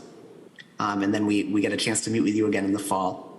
And then as I mentioned, throughout the year, we're supporting organizations, we're supporting county administration, we work with each other to keep that communication between the agencies and the county strong throughout the year. And if you saw on my early slide about the timing, we did kick off this year with meetings with every agency that expressed interest in applying this year. And we thought you might just like a quick update on what some of the themes or trends that are coming out of those conversations. So I'll turn it over to Cindy to wrap up and just share some of those trends. You're still muted there, Cindy. Thank you, John. Appreciate it. We don't have a whole lot of time, so I just want to have a couple of highlights here. Agencies, I think, are kind of coming out of the fog of COVID. I won't say they are thriving, but they are more stable than they were, and they're actually looking up and out now, like thinking about the future, which has been promising. Unfortunately, they're having huge challenges, like kind of across sectors. They're having problems with staffing. They are having issues with kind of their state funding. As you know, the state contracts have not kept pace with inflation. So they're really having a difficult time kind of filling that gap. And at the same time having to invest in their staff. They have been investing in their staff. They're paying them more, and they're really being creative in their benefits packages, which has paid off. Recruitment and retention seems to work in that situation, but it's expensive, but it's necessary, because without staff, we can't run the programs and we can't serve the folks we need to serve. Volunteer recruitment is continuing to be a challenge, including board and program volunteers. Donations are kind of up and down. Because of the economy, some folks have kind of held back a little bit in contributions. So, and almost all of the organizations are continuing to see an increased need. Need really hasn't necessarily leveled off from COVID. It kind of has sustained itself. So that is kind of the, the overview of what's happening now. From a DEI perspective, they are still working really hard on this throughout all levels of organizations. They're at different places, but it is really a priority for the organizations. So, when John says they're deliberating soon, our review committee is deliberating on Thursday. So we are at the end of close to the end of the actual grant process. So if you have organizations that are interested in next year's process, please send them to us and we will get them up to speed. Great. And that is it for us. Thank you very much, Cindy. And John, we appreciate you coming this evening. Are there any questions that legislators have for the Human Services Coalition or the process? Travis Brooks. Thanks for coming. I was wondering for 2023, if an agency or agencies receive funding and they didn't spend it, or they didn't spend it, spend all of it on what they said they were going to do, what happens to those funds? I can take a little of this. So so typically we will work with county administration if there is an issue where an organization is unable to spend all of their funds, or if they have to really significantly change the nature of what they proposed. In many cases, the county support is general operating. So it is, it's typically not an issue. Occasionally we'll have an over-target request where there could be something like a project they thought they'd be able to do something and it turned out it wasn't going to work. And so that's a conversation we'd have with county administration and kind of follow the lead as the county's funds. And so in that case, we often will, work together to try to find a resolution. So I don't know if that's, it's the county's money in a lot of ways, in all the ways. So, we are often the conduit for that, but often we'll work together to try to find some kind of resolution to that. Ann Corman. Thank you, John and Cindy, for that presentation, and thank you for all the work you do that helps other work get done in the community. So that's a win-win. So I had a questions related to the work you do, and that is there, what came up when we looked at the community recovery grants is a lot of organizations, I should say, were in need of funds, were in need of grants. And so one of the things that we talked about is assisting them, especially the smaller organizations where they often will say that really you need like a half-time or a full-time person to be able to look into the grants and figure out what to apply for and how to do it and administer it and all that. So I was talking with, at the last peak meeting, we had Katie Hallis from the Food Systems Plan talk about the need, at least in the food system plan, to help people figure that out. And so we're in conversations with that, with them about that. Is there anything, any suggestions, or is there anything else in the community that you guys know of? Because we're trying to figure out how to piece this together in the community. Yes, that is, on my previous slide, I think one of the things I didn't mention is that there are, because organizations are starting to kind of, come out of the fog, they're ready to kind of build their capacity, but unfortunately they're ready to build programs and grow, but they just don't have the internal capacity to do it. I think, HSC tries to support organizations in multiple ways.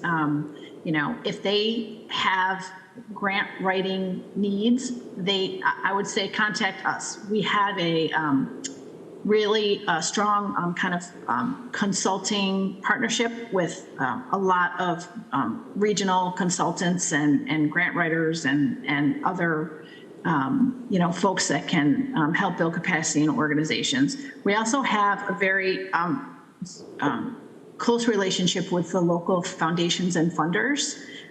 So the more information we can get on the capacity needs of organizations, the more we can work with the foundations as well to see if we can get creative and innovative on providing some of that capacity building for them.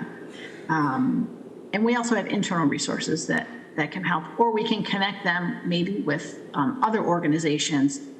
Foundations also love collaborative funding opportunities, so there might be ways to kind of leverage some of the connections that we can provide to them. So I guess the bottom line is send them to us, and we'll help them. Great, thank you very much. Thank you. Any other questions for Human Services Coalition? Okay, I don't see any more hands. Thank you both for attending our meeting this evening, and your presentation was very helpful. Thank you. Very much. Appreciate it. Bye. Okay, next in our agenda, we have reports by the County Administrator, Lisa Holmes. Madam Chair, I have a number of brief updates on a number of topics. So just wanted to state, also much has been said already tonight about the potentiality of asylum seekers coming to Tompkins County. I too want to express my appreciation to the legislature and all of you for your stance on this topic. And we in administration will continue to keep you and our community partners apprised as we receive further briefings. So I won't go into anything further on that. Air quality was also mentioned this evening, and I see that the New York State DEC has changed from an air quality advisory to an alert, which will be in effect through tomorrow. Our county health department has issued releases on this topic and has utilized the siren tool to keep our community informed on this. Another item is around the flood insurance rate maps and the flood risk mailer. Dominic has placed a mailer on one of every legislator's seat and left a stack on your mailboxes. These mailers are arriving in about 8,000 local mailboxes, those who are impacted by flood maps or those who are living in the flats areas of the city over the next few weeks, and these are in addition to letters already sent to residents in the other municipalities to keep people informed and make them aware of information and resources around the new FEMA flood maps. Other topics, county administration is involved in a new round of searches for management level positions, including payroll HR operations administrator. That has been posted, and we're now reviewing applications. Workforce development director, which was posted last week. Chief equity and diversity officer will be posted this week. And we expect recycling materials management director will be posted in July. With the transition of the budget software in combination with the launch of the budget process with departments coming up soon, we've chosen to hold off on the search for budget director until we can get a little further ahead in the process. And staff in administration, as usual, are kind of firing on all cylinders. And then in terms of the budget, to reiterate at this meeting what was shared in the context of our recent budget retreat update, with the finalizing of the New York State budget, counties will be responsible for the increase in mandate costs due to the Medicaid EF-MAP intercept by the state.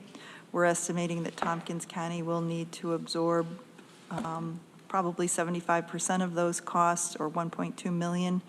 In 2024 of what will be a 1.6 million increase we're anticipating in the future. We'll also need to absorb 50% of the increase in the assigned council rates, and we're also looking at increases in utility rates for electricity and natural gas in 2024. All told, we'll be looking to deliver a recommended budget to you with a 2% levy increase, and we'll be launching the process with departments and supported agencies this Friday, June 9th. We're right now in the middle of meetings with departments regarding capital projects for inclusion in the 2024 budget, And finally, we're looking to begin blue-collar negotiations by the end of this month. So, happy to take any questions. Thank you. Any questions for Lisa? Okay, thank you. Next is County Attorney Bill Troy. Yes, I have two points to share with you. You may recall that we had that trial some months ago where a motorcyclist was severely injured, and we ended up on appeal settling that case. Well, I got a call about 2 hours ago that they're looking for us to start settling as soon as possible. So we're going to have to send $1 million we're responsible for out to the insurance company as part of our obligation. But I just wanted to give you a heads up on that. The second thing is we were supposed to have the sale for delinquent properties. We were down to 8, we went down to 7, and then Friday afternoon I got wind that we didn't know what to do because of this Supreme Court decision. But it turns out a draft of some sort of statute was circulating as to what the Senate was going to do. And it just couldn't figure out what was going on. So I suggested we adjourn this, which is what we did. No papers have been signed. The property hasn't changed hands. And I thought that was the best way to go. And supposedly the Senate and the Assembly is going to adjourn sometime soon. So if there's going to be some statute passed, it should come along fairly soon. But I don't know.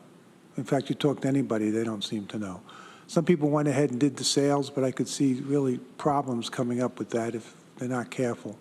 But we made that judgment call. I think we're fine. We can do, if we want to go back and do it, if the statute allows us, and it may not, because they're saying there'll be a 1-year moratorium on sales for property that has fallen back on their tax obligations.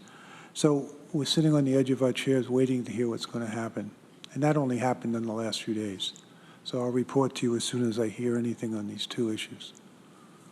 Thank you, Bill. Any questions for Bill? Ann Corman. Thanks for the update, Bill. 2 questions. One, you mentioned for the settlement for that case you were talking about, $1 million. Did you say to the insurance company? Well, no, $1 million, yes. They're going to take the check. We're going to send the check to the plaintiff's attorney. But the insurance company is paying the rest of that, what is it, $7 million settlement. Oh, so we pay the first $1 million. To the claimant, not to the insurance company. Okay. I may send them the check and they send it all at once, but. Okay, so it goes to there. Okay, I was just wanting to make sure I understood that. And then on the foreclosures, so have, I don't know if that's your responsibility, but have people been notified who thought they were going to get foreclosed? And I felt terrible about it. We made the decision to do this on Friday. It was about 2 o'clock. We had to get it done. And there were people, I'd gone to the event earlier in the week. I think you were there. And all I had in my mind was this nice guy and his nephew who'd come up from Staten Island and Queens, respectively. We didn't know their names or how to reach them. So I figured, let's do it. Let's put this news on our website. Let's put it in the news. And I wanted to stop these people from coming. I don't think anybody came. I wasn't asking that. Maybe I wasn't clear. It was the people that owned the properties. They still are in their homes. Nothing's changed. I'm asking, were they notified that the foreclosure process was halted? I believe that was done, but I don't know if it was a formal notification. So they're still in the house. Check on that? We will check. I know they're there, but I'm just saying, I just want to make sure they're told, because I know, I think especially they've been going to talking talk to one of them. I think the people have been talking to some of our people, but we'll make sure they know that. Okay. We're not doing anything with them right now. And I don't know what they're going to do. If they put a 1-year hiatus, we're not doing anything. Right. Okay, just thinking about from the folks that own the properties or that are in them. Thanks. Deborah Dawson.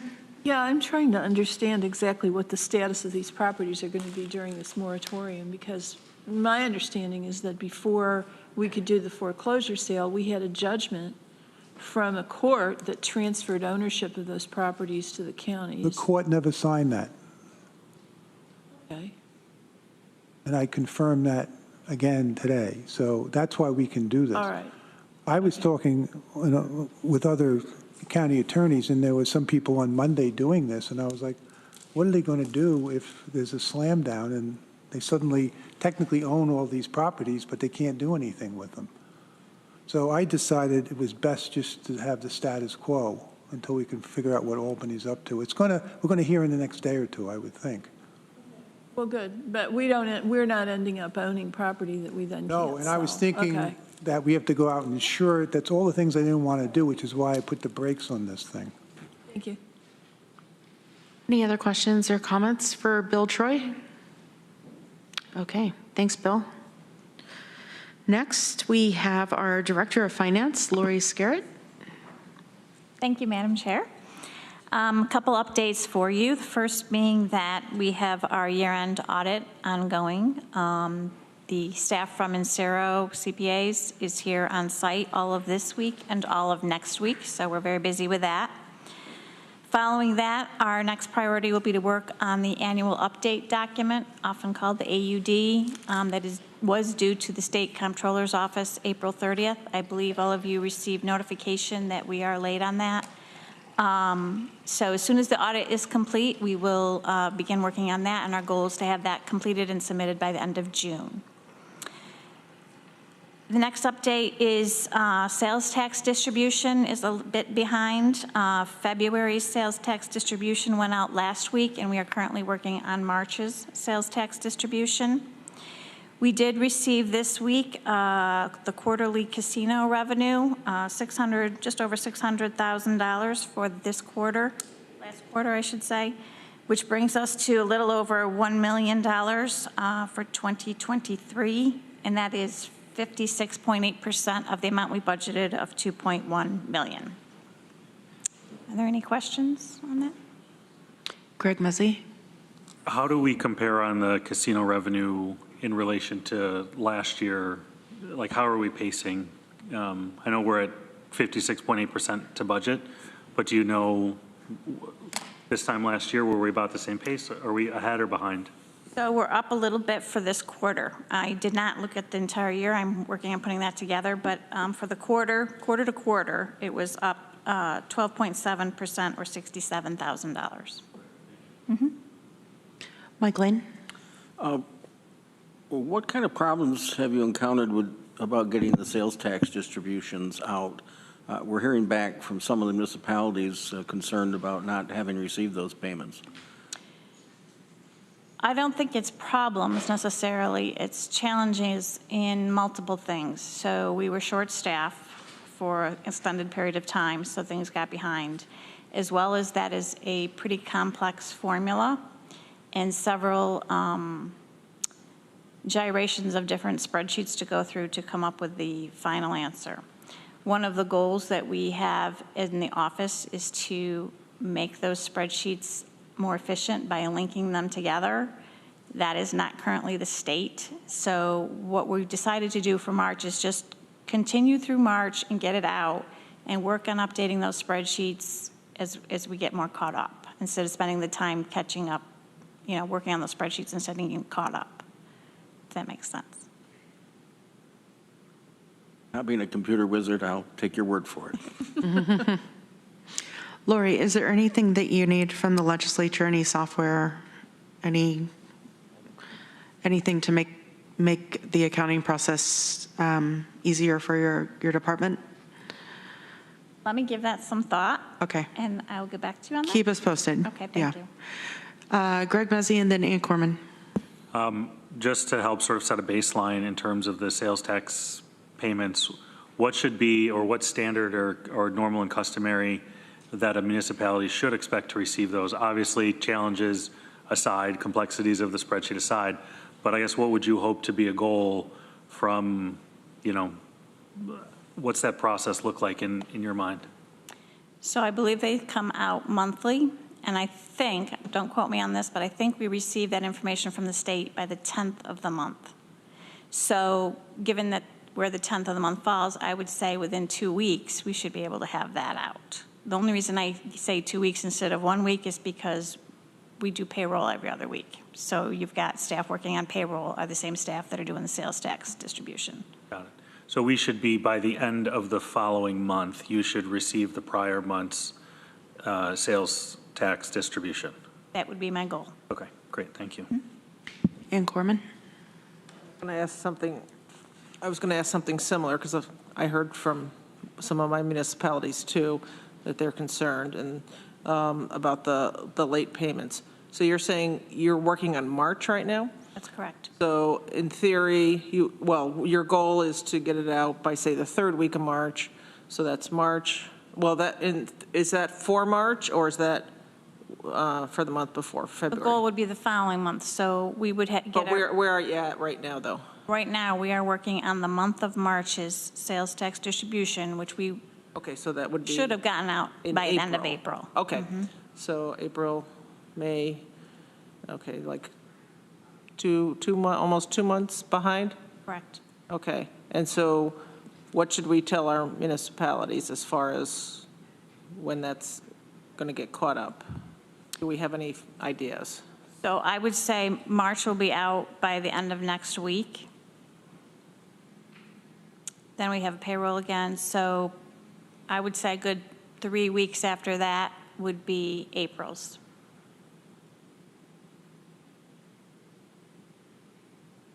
And then May, so you'll be caught up by the 3 end? to 4 weeks, I would anticipate that would be caught up by then. So possibly like mid-July you'll be caught up, you think? That would be a great goal. Okay. All right, thank you. You're welcome. Randy Brown? Yeah, I'm not sure if this question is for Lori or Lisa or both. So I was thinking about the funds that we have, and I may have overestimated our fund balance because I know that a lot of the funds were put in for ARPA funds came in, right? And they were put into some account. Is that a restricted account, the ARPA funds? For example, we're doing the green energy programs this year. I think it's about $7 million. Does that come out of our restricted account or does that come out of our fund balance? How does that money move? A few different questions in there. So the ARPA funds are separate from the fund balance. They're in a separate account. They're not counted in with the general fund.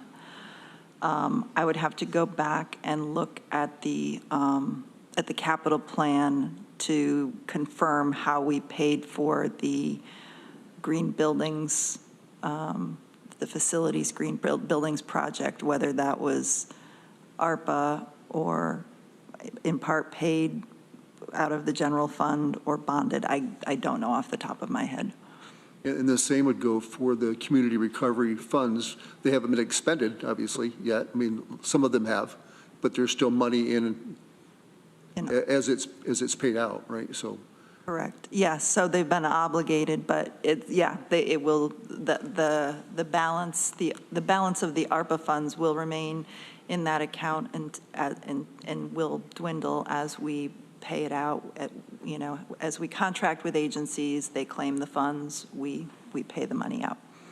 I know that we're investing significant money in the New York State, whatever that account is. Is there any reason we wouldn't increasing the amount of money that is in those accounts? That's a finance and how long do you have to wait before you can pull them out? I mean, is there a penalty if you say, I need them in 3 days, for example? So we currently, I believe as of today, have $45 million with New York class. You added $5 million to it then. And that money is liquid. We get it. If we withdraw the money, we can have it the next day. Would it be possible to, good, that's great. Would it be possible to get, and you're not going to be able to spit this out, I understand, but an email just to explain all the accounts we have and how much money are in them? The statement of the fund balances? Of everything, all our reserves, all those, I just want to understand, and where does the money live? Does it live in checking accounts? Does it live in savings accounts? Where does the money live? I mean, right now, the interest rates are very high. They're going to stay high for another year. So I'm just thinking, how's the best way? I mean, I think that right now in that interest account, we're going to be $1.4 million, $1.5 million, if $500,000 or more this year, if $500,000 is 1%, if we can, so $1.5 million is 3% of our tax. So I'm just trying to understand how the money is managed and be more educated about it. So in the budget books that we prepare during the budget season, there is a statement of the fund balances with all of, the information as of that date. So if you're looking for kind of more to the date information on those fund balances, I'm not sure. Or if you would like. Don't we get statements from banks every month? That's a finance question. So we do get a bank statement every month from all the accounts. Those have various things in them, so they have to be, if you just gave the bank a statement, it's not going to show you what's comprised in that account. We have to go through the spreadsheets for that. And I would be happy to share that. However, I need to ask you to be a little bit patient as we've got the auditors here and we're trying to catch up on some of this outstanding stuff, because that would take a little bit of time to put together. It'd be next month, it's fine. I think what we need to do is, this is Lori's third week, and she's trying to get money out the door. She's trying to get money in the door. Let's let her get grounded a little bit. We're still working on our budget. By the time we actually start voting on our upcoming budget, we will have the numbers. I know that's a guarantee from Lori and from Lisa, so that we can make the decisions. Because I know where you're going, Randy. You want to see what's in the bank, how much money we have in reserve, so that we can make good decisions. Right. So I think that is a commitment that our administration will always have for us. There's nothing that's secret about it, but it's going to take a while for them to collect it. So. Thank you. Ann Corman. Thank you. My partner's a software engineer, so when you're talking about well, we got to fix all this and get this stuff working, and we know we need to redo that, but right now we got to work with what we have, so I appreciate that, or at least I somewhat understand, a little bit understand it. Would it be possible to send something out, kind of like what you just said, like approximately the sales tax will be here, and then in 3 weeks it might be here to the municipalities and to us, so they kind of have an idea of when it's going to be? Sure. Because I'm getting calls to answer back from my municipalities, and okay. Understood. Yeah, we can absolutely put together a timeline. Yeah, and then we can all make sure we're on the same page. Sure. Because I don't want to say it incorrectly. Sure, be happy to do that. Thank you. Bill Trey. Sorry if I may. It turns out there is legislation that has passed in Albany. I just took a quick look at it. With your indulgence, if you could just give me a day or two, I'll read it and I'll send it out to all of you folks with my interpretation of it. This is in regards to the bank foreclosures? Yes. Okay. Told you they were about to do it. Thought it was about the fund balance. No. It's under consideration, but as soon as I'll show you what is under consideration. Okay. Then I'll let you know when it's. Okay. Okay. Anything else? Anyone? Okay. We're going to move on. Are there any resolutions to be added to or withdrawn from our agenda? Okay.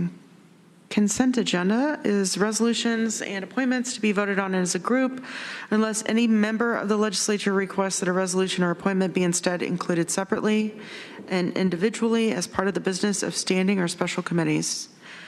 Public Safety Committee, Resolution A, authorization to accept New York State Canal Corporation Marine Patrol Grant 2023 through 2024, ID 11669. And can I have a mover, please? Moved by Travis Brooks, seconded by Veronica Pillar. And okay. All those in favor for a consent agenda, please raise your hand. That is unanimous. 13 votes. Mike Sigler is absent. Okay. Next, we are going to move on to our standing and special committees. Housing and Economic Development Committee, Chair Greg Mezzi. Thank you, Madam Chair. Our next meeting is tomorrow, June 7th at 3 p.m. Here in the chambers. We have a few items on the agenda on Ithaca Area Economic Development report and update. A resolution for the disbursement of county funds to the Community Housing Development Fund. And then also, the majority of our time will be spent on homelessness and housing with an introduction and discussion with Tammy Baker, the Tompkins County Homeless Services Coordinator, who started back on May 15th. There's a City of Ithaca update on the city's plan regarding encampments. And I think you heard from one of our public commenters about looking at the different zones and what's going on there. That'll be part of that discussion. Department of Social Services update as it relates to homelessness and housing, and then the Human Services Coalition and an introduction to the Home Together Tompkins.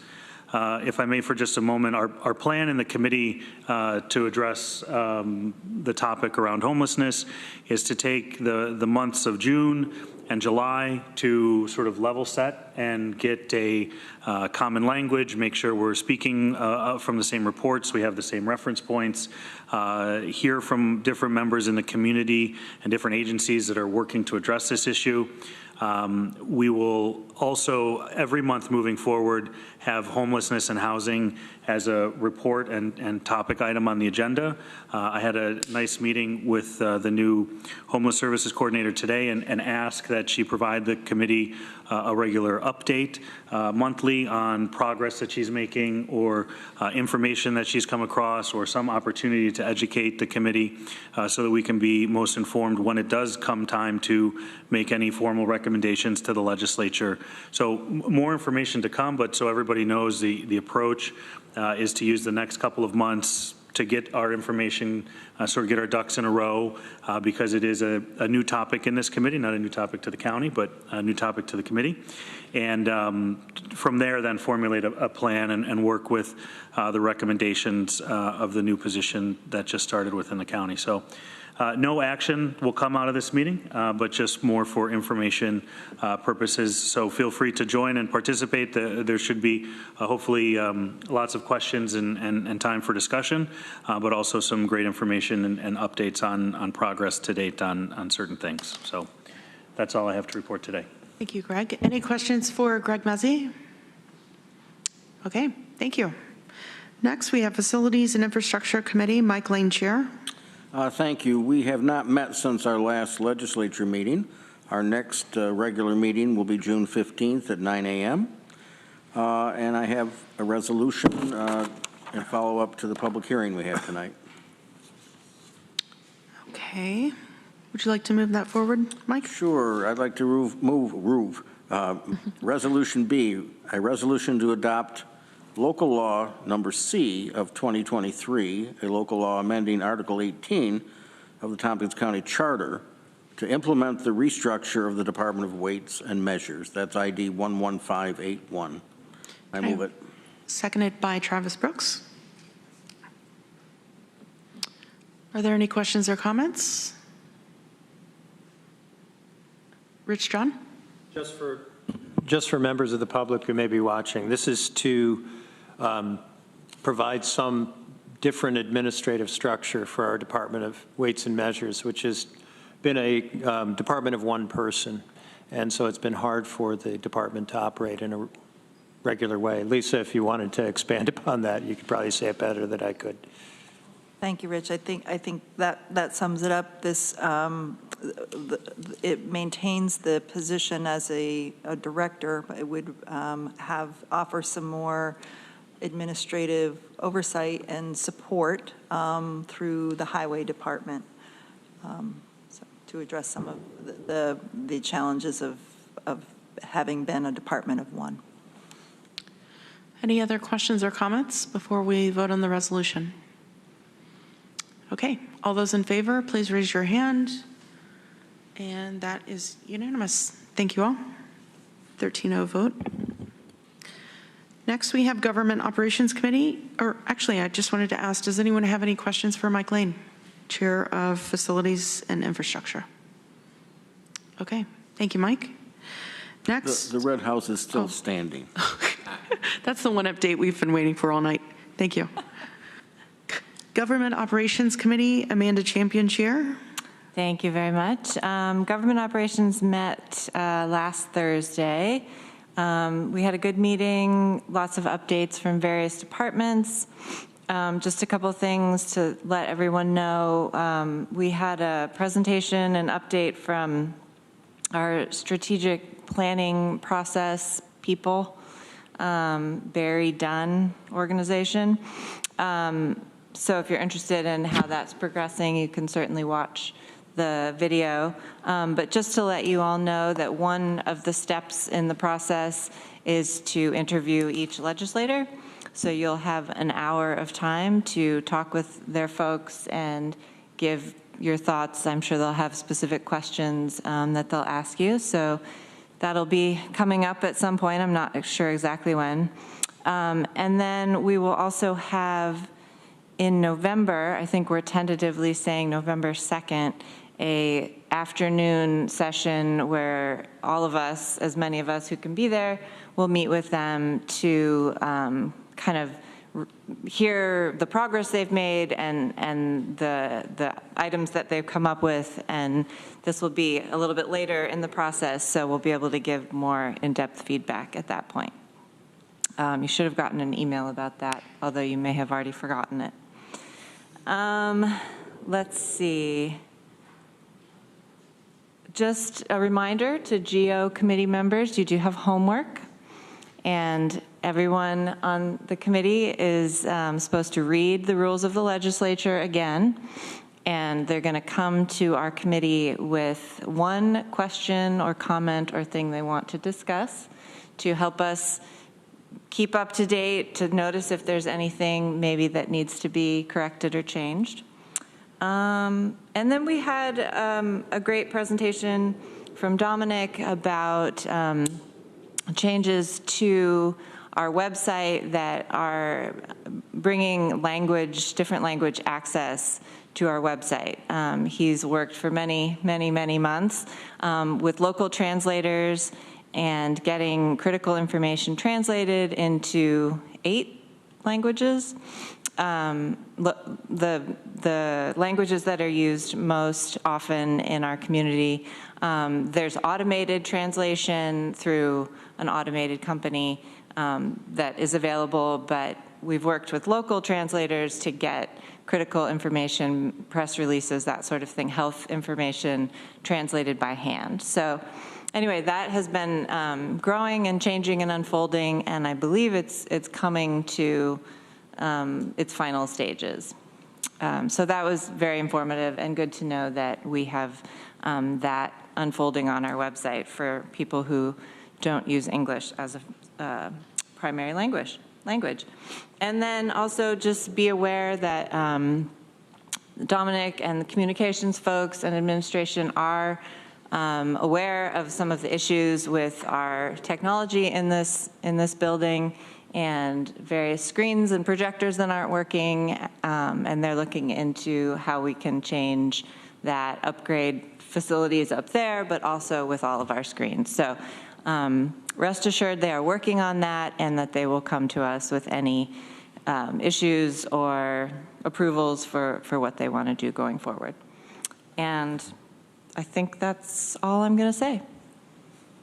Thank you, Amanda. Any questions for Amanda Champion? Randy Brown?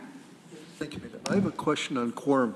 I'm on a committee that's struggling to get enough people for quorum. And one of the issues that came up was if a person is disabled, do they have to attend in person? Well, that's a good question. If they can't physically make it there. I mean, I guess if, like, we passed that local law, last year, that if there is an extenuating circumstance that a person doesn't have to attend in person, they can attend on Zoom in a hybrid meeting, and they can still vote. But they're not part of quorum. But they don't count towards quorum. So if there aren't enough people physically in the meeting, yeah, it wouldn't count. So if there's, say, 15 people on the board, you would need at least 8 people in person.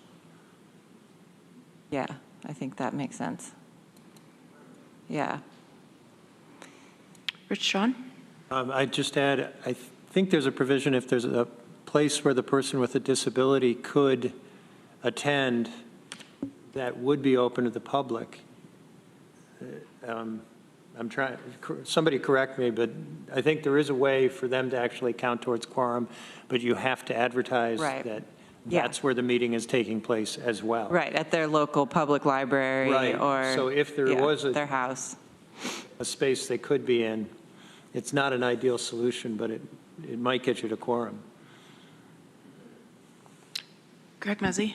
Does this not only relate, does this only relate so to those boards that are governed by the open meetings law? Right, yeah, I guess I would look at Bill again because This one does. This one does, okay, yeah, so, because again, that's kind of the first question, because I think a lot of organizations will try to model after best practice, but sometimes it's not applicable to them, so if that one does, then.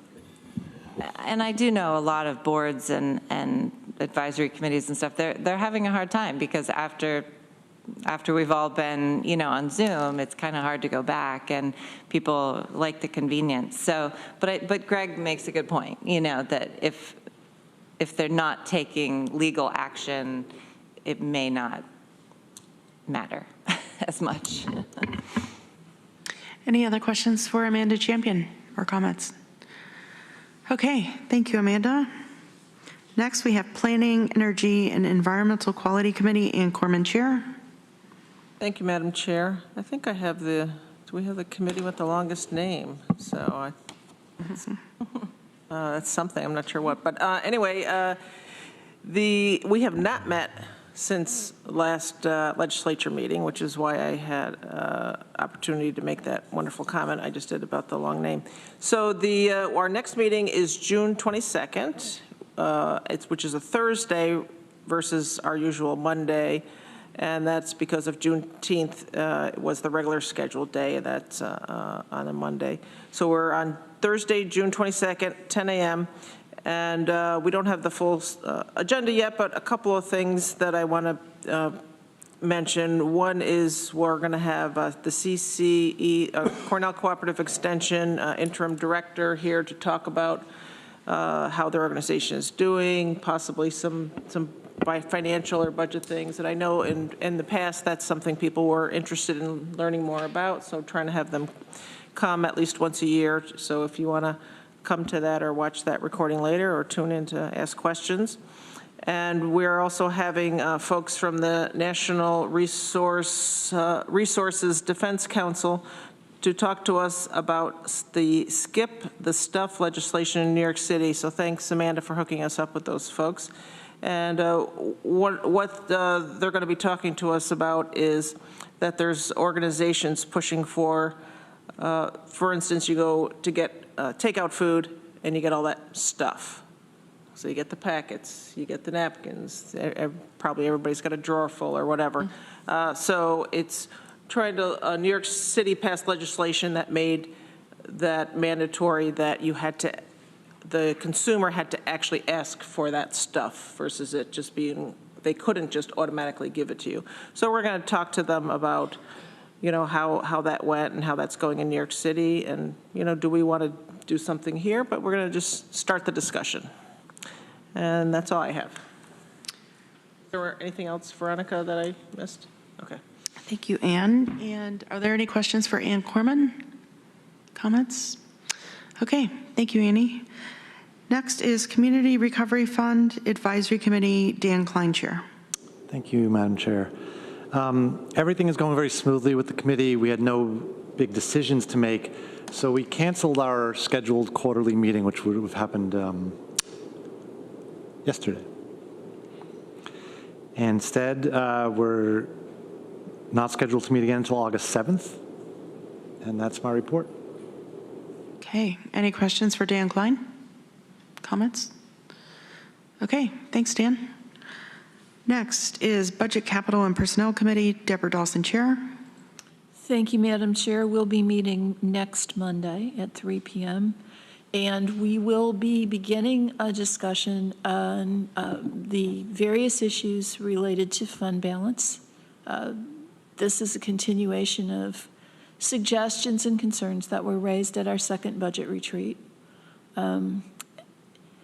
Everyone's welcome to attend. I know some of you have a special interest in this area, and that's fine. I want to reiterate what Shauna said. I know that some of you are particularly focused on fund balance and sales tax, and interest that we're getting from New York class, I ask you to please be patient and wait until first our new finance director can get the house in order, and secondly, until we get to a point in our budget process where this information really can be applied to the facts and circumstances of our coming budget. It's a little premature now to want, a kit and caboodle of detailed information, which is going to change by the time we get to our budget hearings, because our fund balance and our balance in New York class can vary by $10 million. So knowing what it is today is not necessarily going to be all that helpful when we're putting our budget together in the fall. So please be patient. Thank you. Thank you, Deb. Greg Mezzi. So I hear what you're saying, Deb, and I think some of us more than maybe others, would also say that as financial stewards of the county, that having regular conversations around what those items are should not, or maybe not, be distilled down to just one time of year at budget season, but it's perfectly normal and acceptable within our authority as legislators to seek to understand what that information is at any time. Because if a crisis happened tomorrow, like you all maybe found yourself in several years ago with COVID, having that information at the ready is important to be able to make quick decisions. So while I hear all of the things about the current state of the department and Lori getting up to speed and all of those type of things, I don't necessarily see these questions as unreasonable.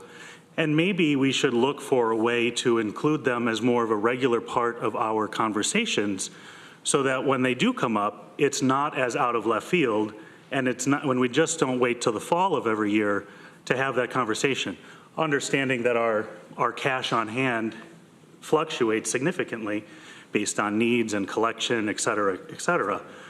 But I don't think we're totally out of line to ask or to expect that information be somewhat readily available. And if we are, I think it's important to really understand the operational deficiencies that we have to why that information isn't readily available should we need it, and work on some sort of corrective plan to make sure that we're fully aware of what sits where and what's producing what on some sort of regular interval of time. And this is not a new conversation that's, Lori, and this is not something that we haven't had the conversation before. I mean, this conversation has happened over the last several years. So I think it's important, and I hear the patience, but I also think it's well within our right as fiduciaries of the county funds to ask those questions at any time. No one's challenging your right to the information. No one's suggesting that you don't have a right to ask the question. All I'm asking for is some patience. You're absolutely correct. This is not a new conversation. And you will recall last year when you were on BCP that we talked about instituting a quarterly report on the contingent fund and the general fund. And we're working on that. And that will be part of our discussion next Monday. Mike Lane? Glad to hear we're going to be having this discussion at BCP. One thing that would be useful for me as a member is if we could have, as an attachment to our agenda, those portions of the minutes from when we made the decision about changing our fund balance policy a couple of years ago. Those minutes from both the BCP and from the legislature, if those could be excerpted, it would be helpful. Katrina, you'll get on that, right? Thank you. On it. Thanks. Any other questions or comments for Deb Dawson? Okay. Thank you, Deb. Next is Workforce Diversity and Inclusion Committee, Veronica Pillar, Chair. Thank you, Madam Chair. Workforce Diversity and Inclusion Committee has not met since our last legislature meeting, though we are meeting this month on June 28th from 3 to 5 p.m. That's a Wednesday. Agenda is not set yet, but will be in a couple of weeks. And I just want to take this moment to remind folks again about the Juneteenth celebrations and Pride Week celebrations coming up. Folks have talked about the Juneteenth ones on Friday the 16th. Plenty. I think also at Southside Community Center, there might also be something on Saturday the 17th. And then for Pride Week, there are events going on. There's a kickoff event and parade this Friday from 6 p.m. to 9 p.m. And a really wide variety of all kinds of events, no matter what your interest, for the remainder of that week through the following weekend. And you can, I believe it's downtownithaca.com/pride. Look up Downtown Ithaca Pride. You can find the whole schedule, and I hope you can come to something. Great. Thank you, Veronica. Any questions or comments for Veronica? Okay. Next is Public Safety Committee, Rich John, Chair. Thank you, Shauna. The Public Safety Committee met on May 23rd. We had a presentation from our Department of Emergency Response that I really enjoyed, and if you give me some indulgence, I'd just like to talk about it for a couple minutes. One, I'd read a sentence out of the report we had in our agenda, which says the Department of Emergency Response is now an American Safety and Health Institute training center and able to teach CPR and first aid, among other courses, to both EMS professionals, healthcare workers, and the general public. I thought this was some important news because one of the things they talked about was the need for more EMTs in our community. And they were talking about that in the context of the larger emergency response system. We have our ambulances and fly cars that respond to people with medical emergencies. The county is very fortunate to have a variety of ambulance services, and some parts of the county and the city of Ithaca are getting very good response times. Other parts of the county are not. And the time of response is directly correlated to successful medical treatment. And so the purpose of the discussion was how do we improve those response times to those parts of the county that really need it? And one element of that is we need more EMTs. And I was hoping to have the number of EMTs in our county tonight to just say what our baseline is. But the idea is to train a lot more EMTs. So I hope to give you that number soon. And to talk more about the programs to train EMTs. So we talked about that, but then we also talked about the county potentially developing a fly car system. And what this would be, a fly car goes to an emergency, helps the people, it's EMTs, but it does not do transport. Ambulances do transport. And the problem we have, or one of the problems we have, is that you engage an ambulance to go to an emergency, there may or may not be the need for transport, and they might need to be somewhere else at the same time. So adding some flexibility with a few additional fly cars can directly increase or decrease our response times and allow far more flexibility in the use of the ambulance corps and as a supplement to the existing ambulance companies that are throughout the county. The discussion is that we need to do this in a way that we don't just replace the local ambulance services, that we don't want to just have this become a county function, but instead enhance the system overall. And it does seem like there's ways to do that, but it's going to be a fairly complicated discussion. And this also will be a discussion coming to the legislature because this is going to cost money, surprisingly. And this is an area that the county has not been involved with. And in fact, across New York State, counties traditionally have not run ambulance services, but across upstate New York, we're seeing this crisis developing Fortunately, it's not as bad here as in other places where there just is not adequate ambulance service, and it does seem like counties are going to have to play a part. And how we do that is part of the discussion that we'll have going forward. We hope to have some budget estimates at our next meeting or soon thereafter that we can share with everybody. But that was, I think, a really interesting discussion at our meeting because this would be new territory for us. I think it's an important initiative, and it's one we have to give serious attention to, but try to do it in a way that enhances the overall system and is financially reasonable. But I think there's ways to do that. Anyway, more to come there. I just then also report that our jail numbers are high, relatively, far lower than other counties, but we're at 64 with 2 board outs, which has been higher than I think I've given you that number in several years. And there's various reasons for that. We've been having some conversation at Public Safety on why that's occurring. The only other thing I'd report is the jail working group is continuing to meet. It'll be meeting this Thursday, and hopefully getting to wrap up in July and provide its report. And Travis, I'd invite you to add anything you wanted to say about that, who's chairing the jail working group. Okay? That's all I have. Okay. Any other questions or comments for Rich John? Ann Corman? Thanks. Just real quick, I was thinking a lot about our meeting, talking about the fly car and EMS and talking with different people in the community. And just two women just had happened to find out that one of them can't get her recertification, so she's not working as an EMS professional because it was just too hard to get back in.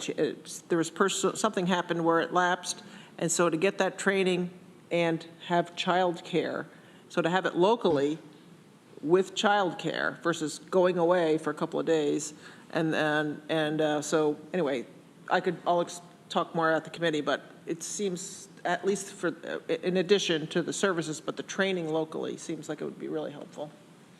Yeah, I think this is a place where the county can make a significant difference. And one, not to get too far into the weeds, but another area where they were talking about was trying to do an overall quality control program run by the county, that each EMT works effectively independently for different ambulance services, but the more you can systemize how they're doing the work so that it's coherent and they can work with each other well in emergency situations, we're going to all be better off. So, yeah, I think we had something. Lee Shurtleff? There's a lot of moving parts to this, and Rich, you've captured a lot of it. Just to alleviate maybe some of Ann's concerns, even in the first month that the new assistant director for EMS has been there have been great strides at establishing kind of training programs that haven't traditionally been done through the Department of Emergency Response. We lost a 40-year program at TC3, actually closer to 50-year. They stepped away from doing formal training for emergency medical technicians, and Michael and Joe and the department are looking actively for partners, and BOCES has become a potential suitor or a partner along the line.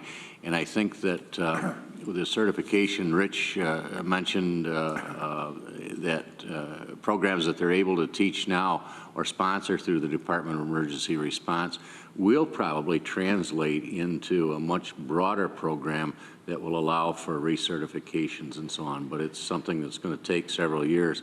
But I'm really pleased to see the progress that's being made there, because there's some things that for years we've been trying to figure out what to do, and they've kind of taken the bull by the horns and moved forward with the new position that was created last year. Great. Thank you, Lee. Just one other thing. We'll be meeting on June 15th at 3 o'clock here in Chambers. Okay. Thanks, Rich. Any questions or comments for Rich John? Okay. Next and last, we have Health and Human Services Committee, Dan Klein, Chair. The Health and Human Services Committee meeting was also rescheduled due to the Juneteenth holiday, and it will be on June 22nd at 2 o'clock. That's my report. Okay. Any questions for Dan Klein? Comments? Okay, thank you. We do not have any individual member filed resolutions. We do have minutes of a previous meeting, May 16th, 2023. Moved by Rich John. Can I have a seconder, please? Seconded by Amanda Champion. Any comments or questions, corrections? I see none. All those in favor, please raise your hand. That's unanimous. And any unfinished business? Nope. And can I have a mover to adjourn? Moved by Deborah Dawson, seconded by Greg Medici. All those in favor, please raise your hand. Meeting adjourned. Thank you all.